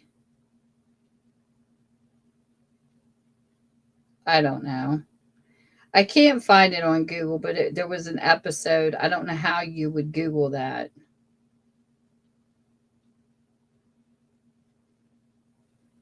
I tried to Google it the way I said it, but it didn't come up. But it is a terrible episode, and it just makes you die thinking, yes, trying to be good in a bad world. Boy, you said that right. I was just blown away when I watched that episode. I'm like, is that really where we're at today? It makes you wonder. It's scary, for sure. But I don't know. I sure in the heck wouldn't want to be responsible for somebody dying, that's for sure. I did a paper on serial killers when I was in college. And I know somebody was arguing with me one time in a chat room going, you just like reading about the gore. I go, no, you are totally wrong. I said, the thing about true crime to me is, and about serial killers, is how there's a few things that bother me. One is, how does a baby become born innocent and turn into a killer? That's one of the things that I question.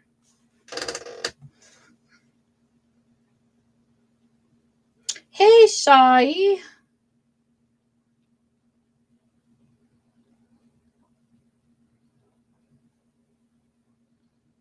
Let me get your channel in here.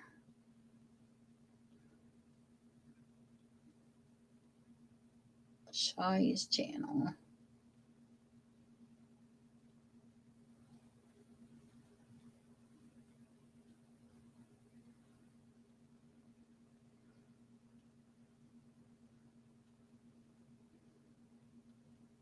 And when I did my research on serial killers, I had to do a paper and I had to do a speech in front of the class. And the thing that really got to me the most was, back in the day, you would have psychiatrists and psychologists. Psychiatry is the type of person that gives medicines and has to have a PhD and stuff like that. They were a little bit deeper into the medicinal part. Psychology is the study of behavior. And that was one of my favorite subjects, was psychology, because they tried to help a person deal with things without giving them medicines. So you didn't have to have a PhD. It was, things that you could do, steps to help a person. So I've always loved psychology for that reason. Well, now you have to have a PhD to get psychology, because they have had to recognize bipolar and things like that you need medicines for. So they have that to do the medical. Well, you think about how much schooling a psychiatrist and a psychologist has to have, and it's a lot. And especially if you've got to have a PhD, it's a lot of schooling. So you see a surgeon and you see a veterinarian. They all have to have a lot of schooling to do what they do. So what I don't understand is, okay, you go to a vet, you listen to what the vet says, you do what you got to do. You go to a surgeon, a surgery's done, you have to do what they say to do, to prep it, to do it, and aftercare.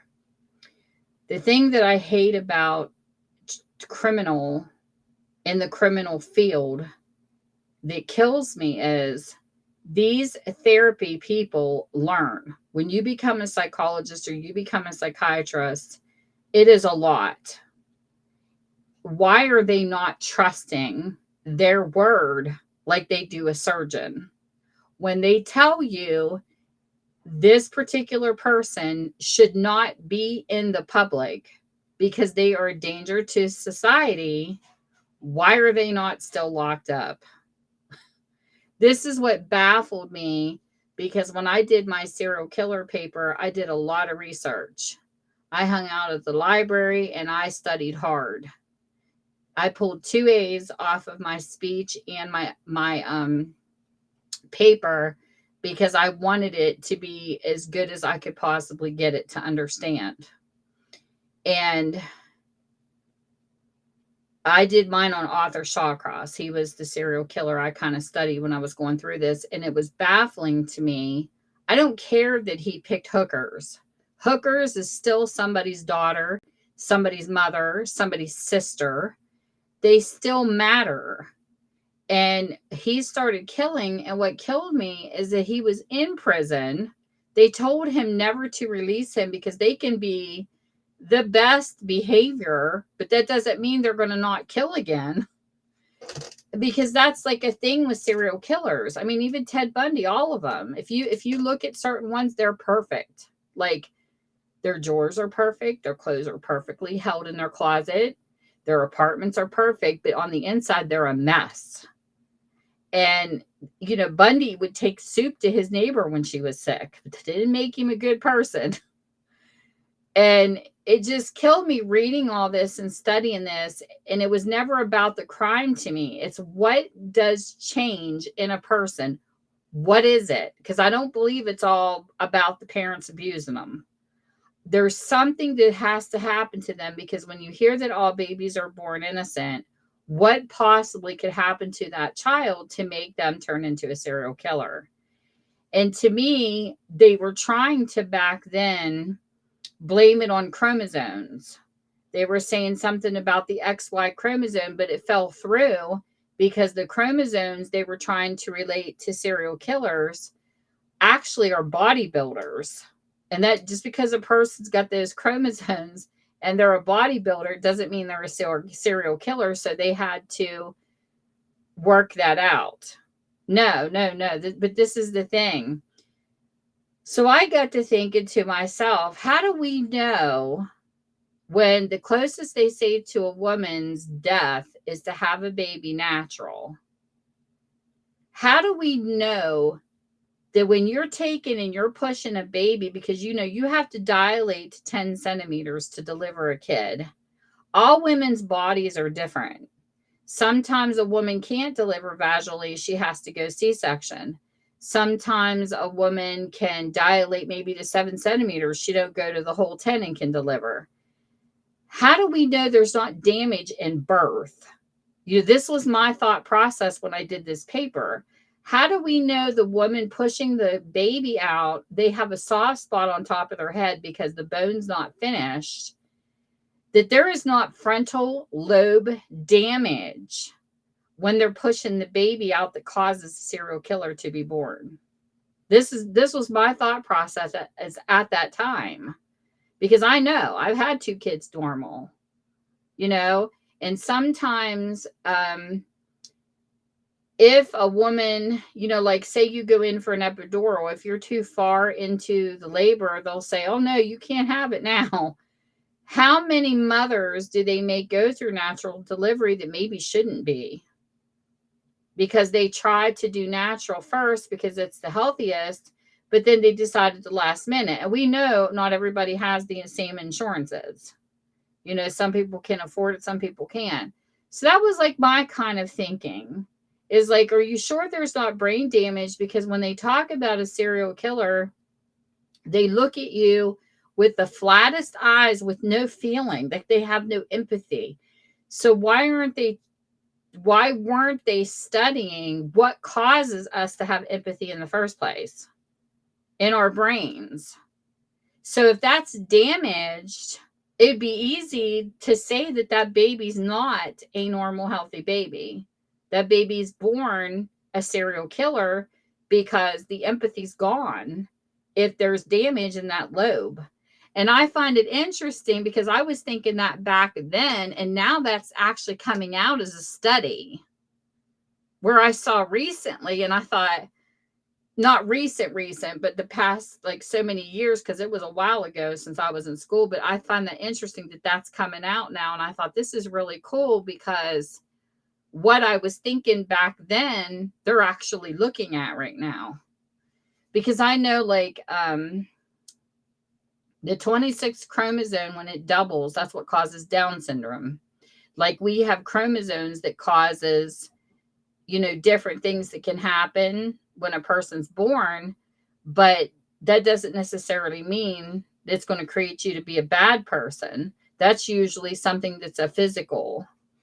But the brain things really got me interested because there's so many things that your brain can do that we don't even know yet. So my thing of serial killers is not about what they do. I could care less to read about their crimes. Why they turn into the criminal has always been the fascination to me. What could possibly make a person want to do this and have no feeling, have no empathy? And if you look around you, I mean, think about your friends just on a basis of, how can I explain this in the best way? I can sit across from a person who's been raped and have empathy for that person, even though I have never been raped. Doesn't mean I might not understand the whole feeling of it, but I can cry right along with them with their story because I have empathy. And how many friends you have, or one or two, that until they go through it, they don't understand it. You know what I mean? It's like each individual person's made like a snowflake. We're all different. And I have literally heard conversations where this one girl had a friend that went through a bad thing, and she was sitting there going, "Oh, you'll get over it. Oh, it'll be okay." And all this and this. And I'm thinking, you're just brushing her off. This is what goes on in my mind. You know what I mean? When I hear somebody do that, you're just brushing your friend off because you really aren't listening to what they're telling you. You are not showing your friend empathy. But then when that person goes through it, oh my God, this happened. And there's such a drama queen because it happened to them. You know what I mean? Like, I see people do this shit. It's like, I guess that's why I'm such an observer with things, because that is my nature. Is I love to observe things and sleuth them, I guess you could call it, because I like breaking things down, trying to understand. And it just kills me because I've had friends that's acted like that. And I'd be like, what the hell? Like, you've seen 3 people go through this shit, and because it's happened to you, you're freaking out. And I'm like, come on now. You can have empathy without being through it for someone. But I hate when people blow people off. It just irritates me. And, like I had a friend one time that was in a domestic violence situation, and people would be like, why are you hanging out with her? I said, because I choose to. And they're like, well, he does it. She puts up with him, and you're still friends with him. And we just don't, and I don't like that either. Everybody needs people. I said, did you ever think that maybe when you take your vow to your husband, it's for better or for worse? Why isn't it the same in friends? When you take on a friend, you take on for better or for worse too. No matter what they go through, you should be there. To me, it's unconditional to be a friend to somebody. And I said, I'm not turning my back on her if I'm the last damn friend she has, because this is when she really needs her friends, because she's stuck in a domestic violence situation and she's fucking scared. I mean, hello. And I can't understand people that don't have that kind of empathy. And it's the empathy that the serial killers lack. But there's also an artificial empathy that you can have a friend that lacks. You know what I'm saying? That's what I mean. It's like, where does this come from?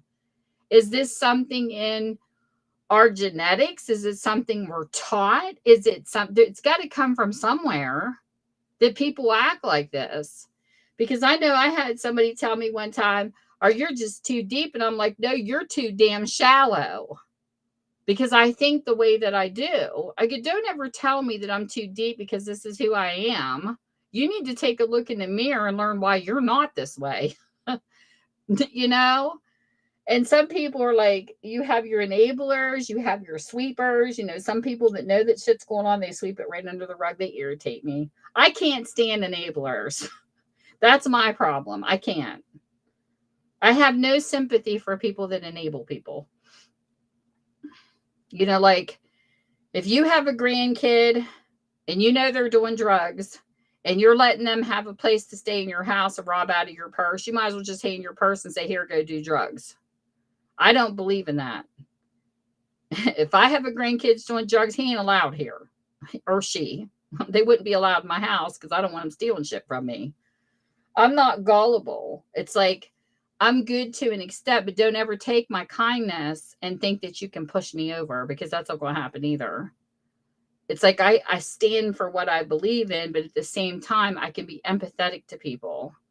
But I was not about to turn my back on my friend, and I'm glad I didn't, because my house was her refuge.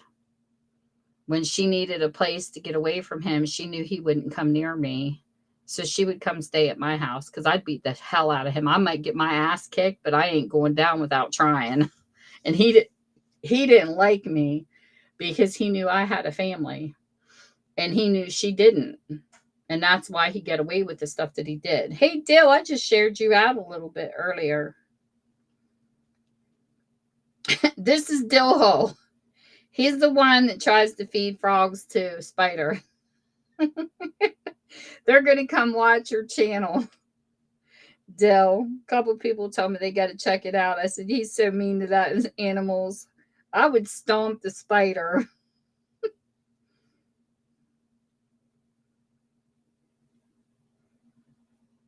No, you're not allowed.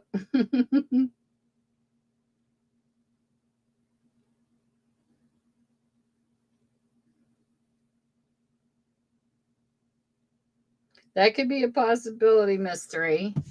But I mean, it's just these are the thoughts that go through my head. When I sit back and I think about things, I really like to think about them. And when I was reading and doing the serial killer, back to it, they told these specialists who went to school for many years, told them not to let this guy out, and they did. And he killed 14 more people. It's like, hello, 14 lives could have been saved if they would have just listened to his therapist. You know what I'm saying? That's the part that pisses me off. It's like they don't listen. If these people went to school for this long, don't you think they would be a pretty damn good judge of what they're supposed to do and what they're not allowed to do? They said that he would be a model prisoner and on good behavior as long as he was locked up. But if you let him out, he's going to murder people. And I'll be damned if that's what he didn't do. And there was more than one therapist that's out there telling people. And that's what I don't understand is why aren't they listening? If you have to listen to your surgeon to prep and get ready for surgery, why are you not listening to these shrinks that's trying to tell you about these sick people in the head? I don't know. It just blew me away reading all of it because I was just, when I did my speech in my paper, it was on how they pray, the phases that they use to stalk their victims, and, stuff that is not done to prevent it. Because I feel like our system is broken. It's like they're not doing what they're supposed to be doing when these people get arrested. And I think it's sad.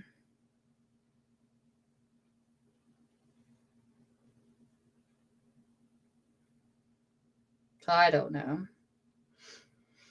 It just blows me away. But that was the part that got to me. And then I had to take a step away from it for a little while because when you start diving into the world of serial killers and you read so much, you need a break from it because it just gets to you after a while. I told my husband, I said, I don't care to see the crime scenes and things like that. I said, I wouldn't mind doing the work, like, doing the files and, like typing up evidence and things like that. I said, I could so work at Quantico. I should have been an FBI agent. But I wanted to be a profiler. I think a profiler would be an interesting job. Or somebody who does up the cases or something, but I don't want to see the scenes. I don't want to see what they do. And this person was arguing with me in the chat room. You just like the gore. I said, no, I don't. Honestly, I don't care about that part. I care about the victims and why they don't have no empathy for them and how somebody could just go out and do that to another person. That's the part that intrigues me about it all, not the actual crime. I will never understand. Humanity should be so much kinder to each other than what they are, and it's sad that they're not. But anyways, here is my beautiful journal. I love it. And look at that. Look at that. This is what's cool about putting laces on the edge of the pages. And then the charms is because you can shake it and it's got that little dangle. And then it's got spiky stuff. I like stuff that you can hear, look, and pet.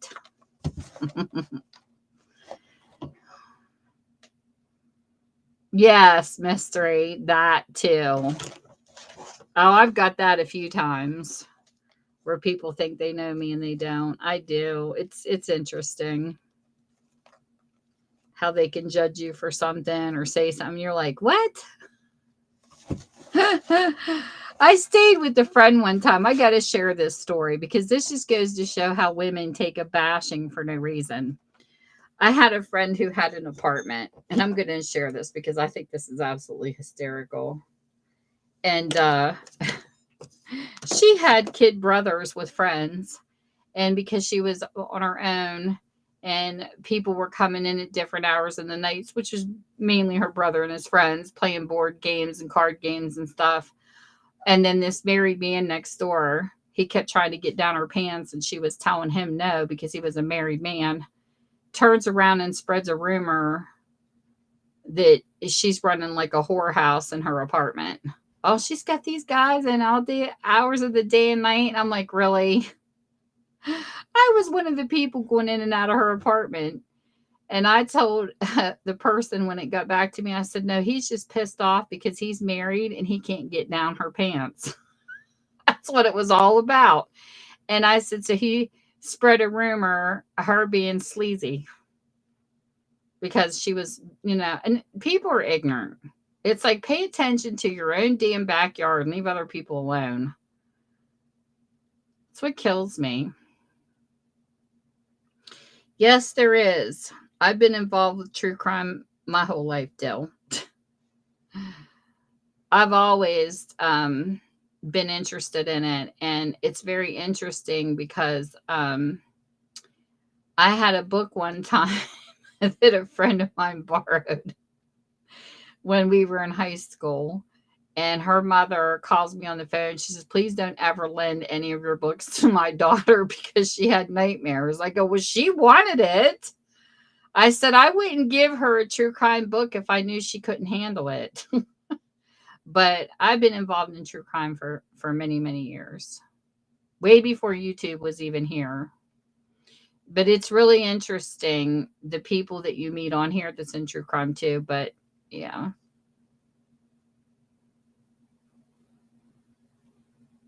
It's interesting. Definitely interesting. But I don't believe that they deserve the recognition. And I'm not watching the Dahmer series. I hear a bunch of people talk about it. I'm not interested because to me, I don't feel that they deserve the fame. I think their victims and the children of the victims deserve the fame on where they're at today, how they're coping. I think that's more important than what the serial killer did. And that's just my opinion. I'm not giving him the time of day. But that's how I feel. I've killed tons of ants still. Tons of them. Tons of spiders. Don't like spiders. And I definitely wouldn't be sitting on my channel feeding a spider. It's just disgusting. I have a couple spiders that hang down in my bookstore that can have all the gnats they want, but I'm not giving it to them. They can feed on them on their own.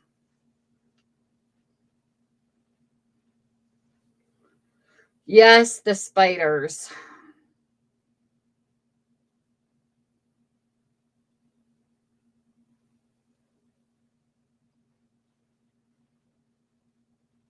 But I don't know.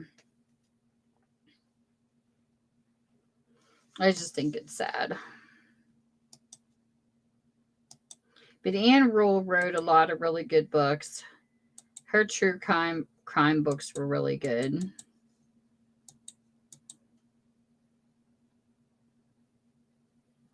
Are you doing toasted cheese?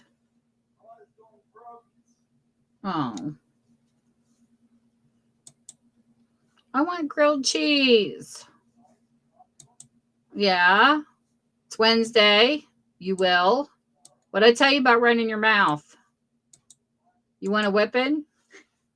I'll break out that granny paddle. No, my grandson, he gave me a wooden paddle. He says, here, this is for Pap. You heard me. You heard what I said. He brought me a paddle and he says, here, you can use this on Pap when he's mean.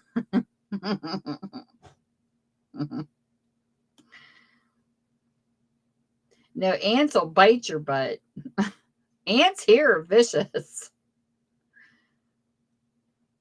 I about died when Sam showed a video on her channel. Did you see the spider ant that Samantha Guy had? I never seen a fire ant before. That thing was huge.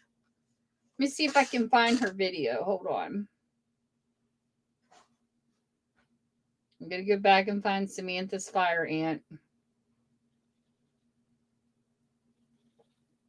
It's a good video for you to watch over there, Dell, since you like bugs.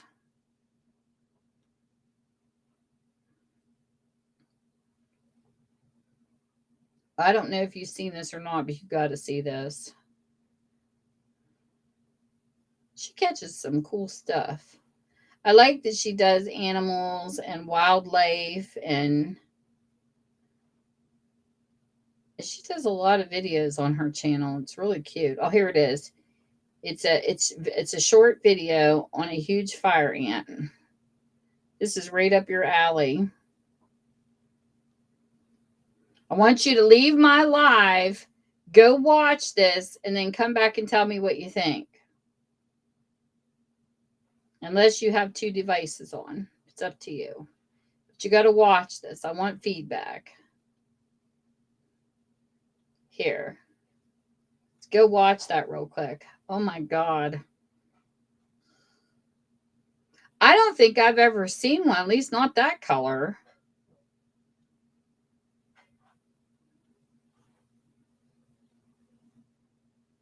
Oh my gosh, you're so weird, Dale. You do the craziest stuff. Hurry up and go watch it and tell me what you think.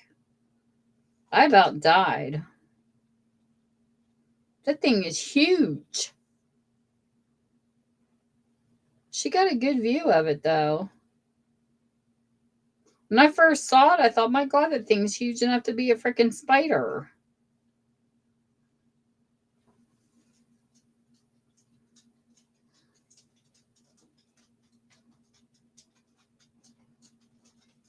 I'll pass on watching bullets.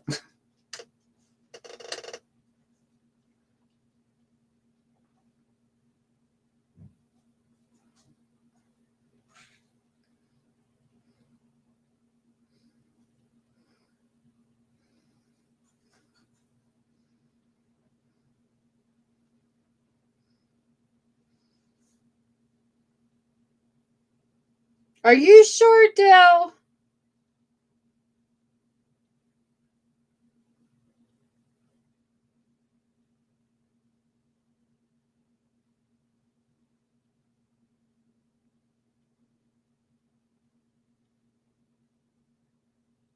I don't know. I never looked up a fire ant, but that's what she thought it was.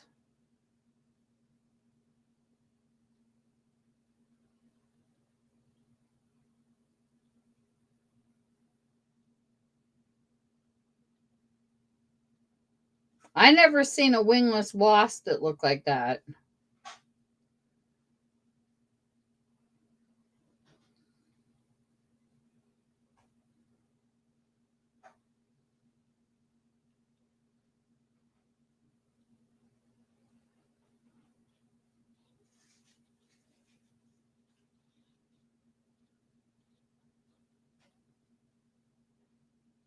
Sam wouldn't lie about something like that. She must have thought it was a fire ant, but I've never seen a wasp look like that ever.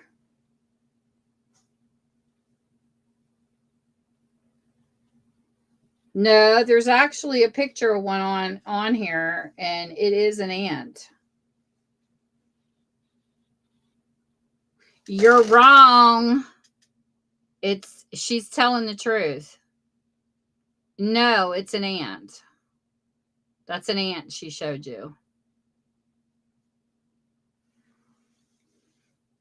I was gonna say I don't think Sam would make that up. That's a true one.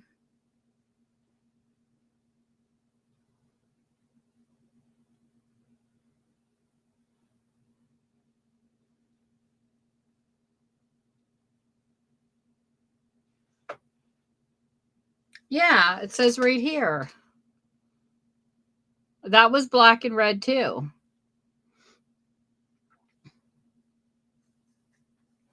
That's not a wasp, that's an ant. I'm showing you a picture of it. That is an ant, dude. That is not a wingless wasp. They do look similar.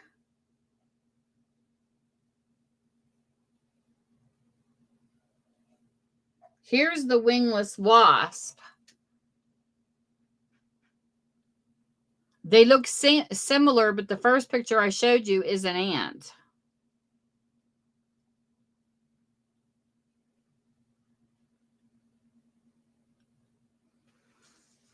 No, because she took it. She took the picture, but it looks like the ant to me.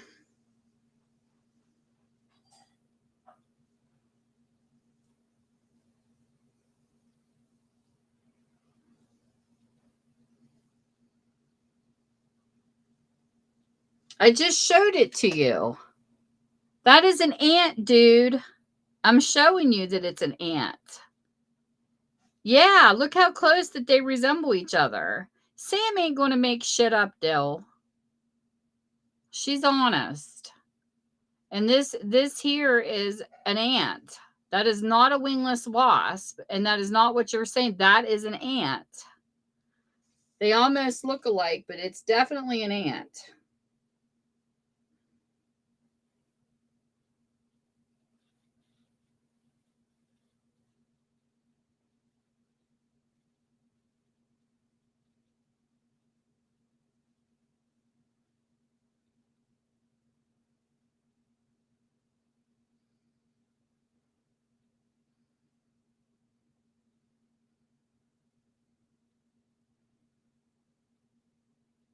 That's crazy. Now, what the hell is a cow killer? I'm looking it up. Hold on.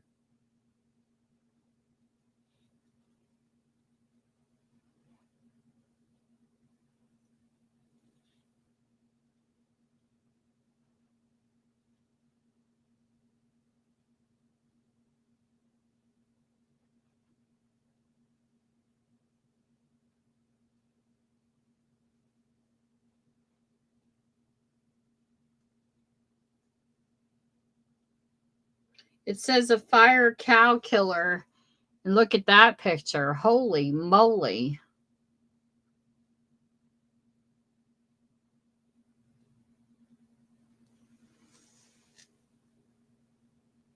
Now, what is the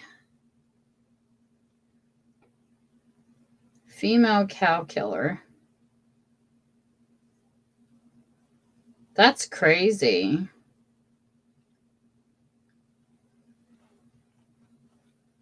They actually kill cows? I never heard of them.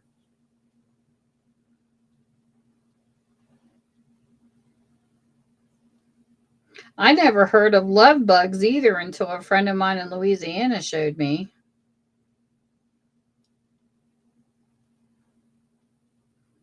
They're like stuck together at the butt end.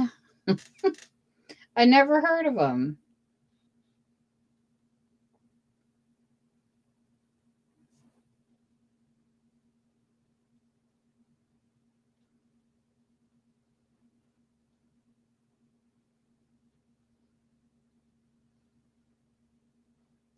Well, if she made a mistake, then she must have thought it was a fire ant, maybe. I don't know. I don't know. I don't pay attention to fire ants either. The kind of ants we have are the big black ones or the little brown ones. I don't think I've ever seen fire ants here. Not saying we don't have them, it's just I haven't seen them. We get these annoying tiny little brown ones or these big black ones. That's what we get where I live.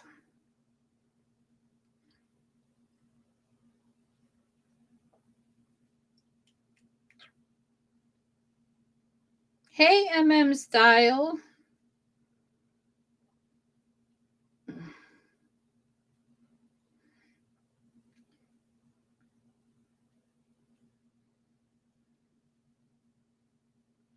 Let me get your channel in here.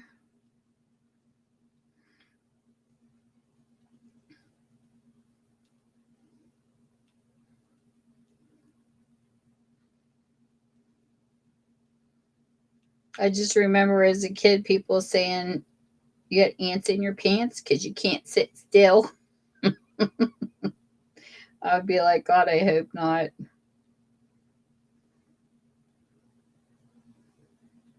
There's your channel, MM. Welcome in. Well, you can show me. I don't know anything about him, Dill. But why would somebody post something like that if it wasn't a true ant? That doesn't make any sense to me. I would do research before I would post something to make sure. Oh, and another thing we get here is wolf spiders. Them things are huge. They look like baby tarantulas and they're freaking furry. I'll never forget the first time we found a wolf spider. It was comical. My husband hates spiders.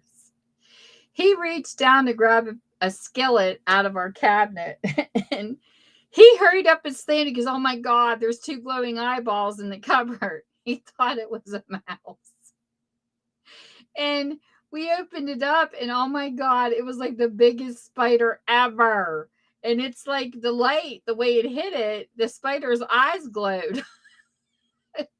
So we caught it and we stuck it in a jar. Yeah, I know they're harmless. We stuck it in a jar, and the funny thing was there was a wasp inside of it, the jar with it, and we thought the wolf spider would eat the wasp, and here it's the spider's worst enemy. The wasp kills the wolf spider because of the venom, so we let him out. But I told Michael that's just terrible. I would have never known that, but I can't tell you how many times we'll sit outside our house and we have a brick house, and on the side, we literally were standing outside talking one night, and this bee, I don't know if it was a hornet or what the hell it was, but it was a big bee, drug a dead spider off of the side of our house down to the cement patio. I was like, what the hell? I have never seen a wasp drag a spider that big. Like it was, I don't know if it was a wasp or a hornet, but whatever the bee was, it was dragging a wolf spider. It was huge.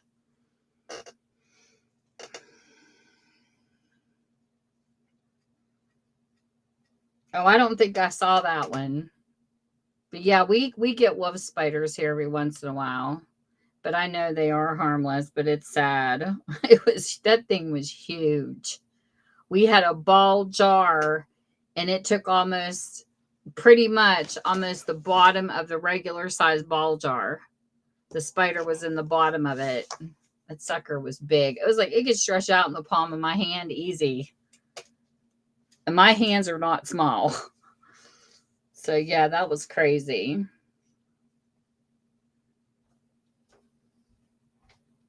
What? We were talking about the wolf spider. You saw the eyeballs. You want one? Want one what? Wolf spider. No. Why? He hates spiders still. Why not? Would you crap your pants if I come home and put one on your pillow? Oh, yeah. He went to stick his foot in a slipper, and a wolf spider ran across his foot and scared the shit out of him. He hates them. It's hysterical. Wolf spiders are harmless, though. I know this, but they still creep me out. I put a plastic ring on his pillow one time. I thought he was going to freak out. He hates spiders and he hates snakes. You would enjoy Dill's videos. He shows a whole bunch of them.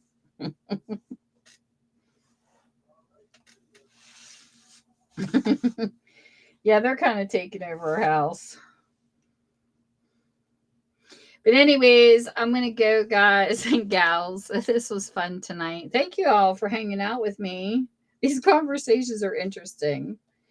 Well, Dill, you need to go over to her video and tell her that that's not an ant then. Tell her what it is. Say, that's not a fire ant. That's whatever it is. And let her know. Because I don't know. I just thought, holy shit, that's a huge ant. I never seen an ant that big.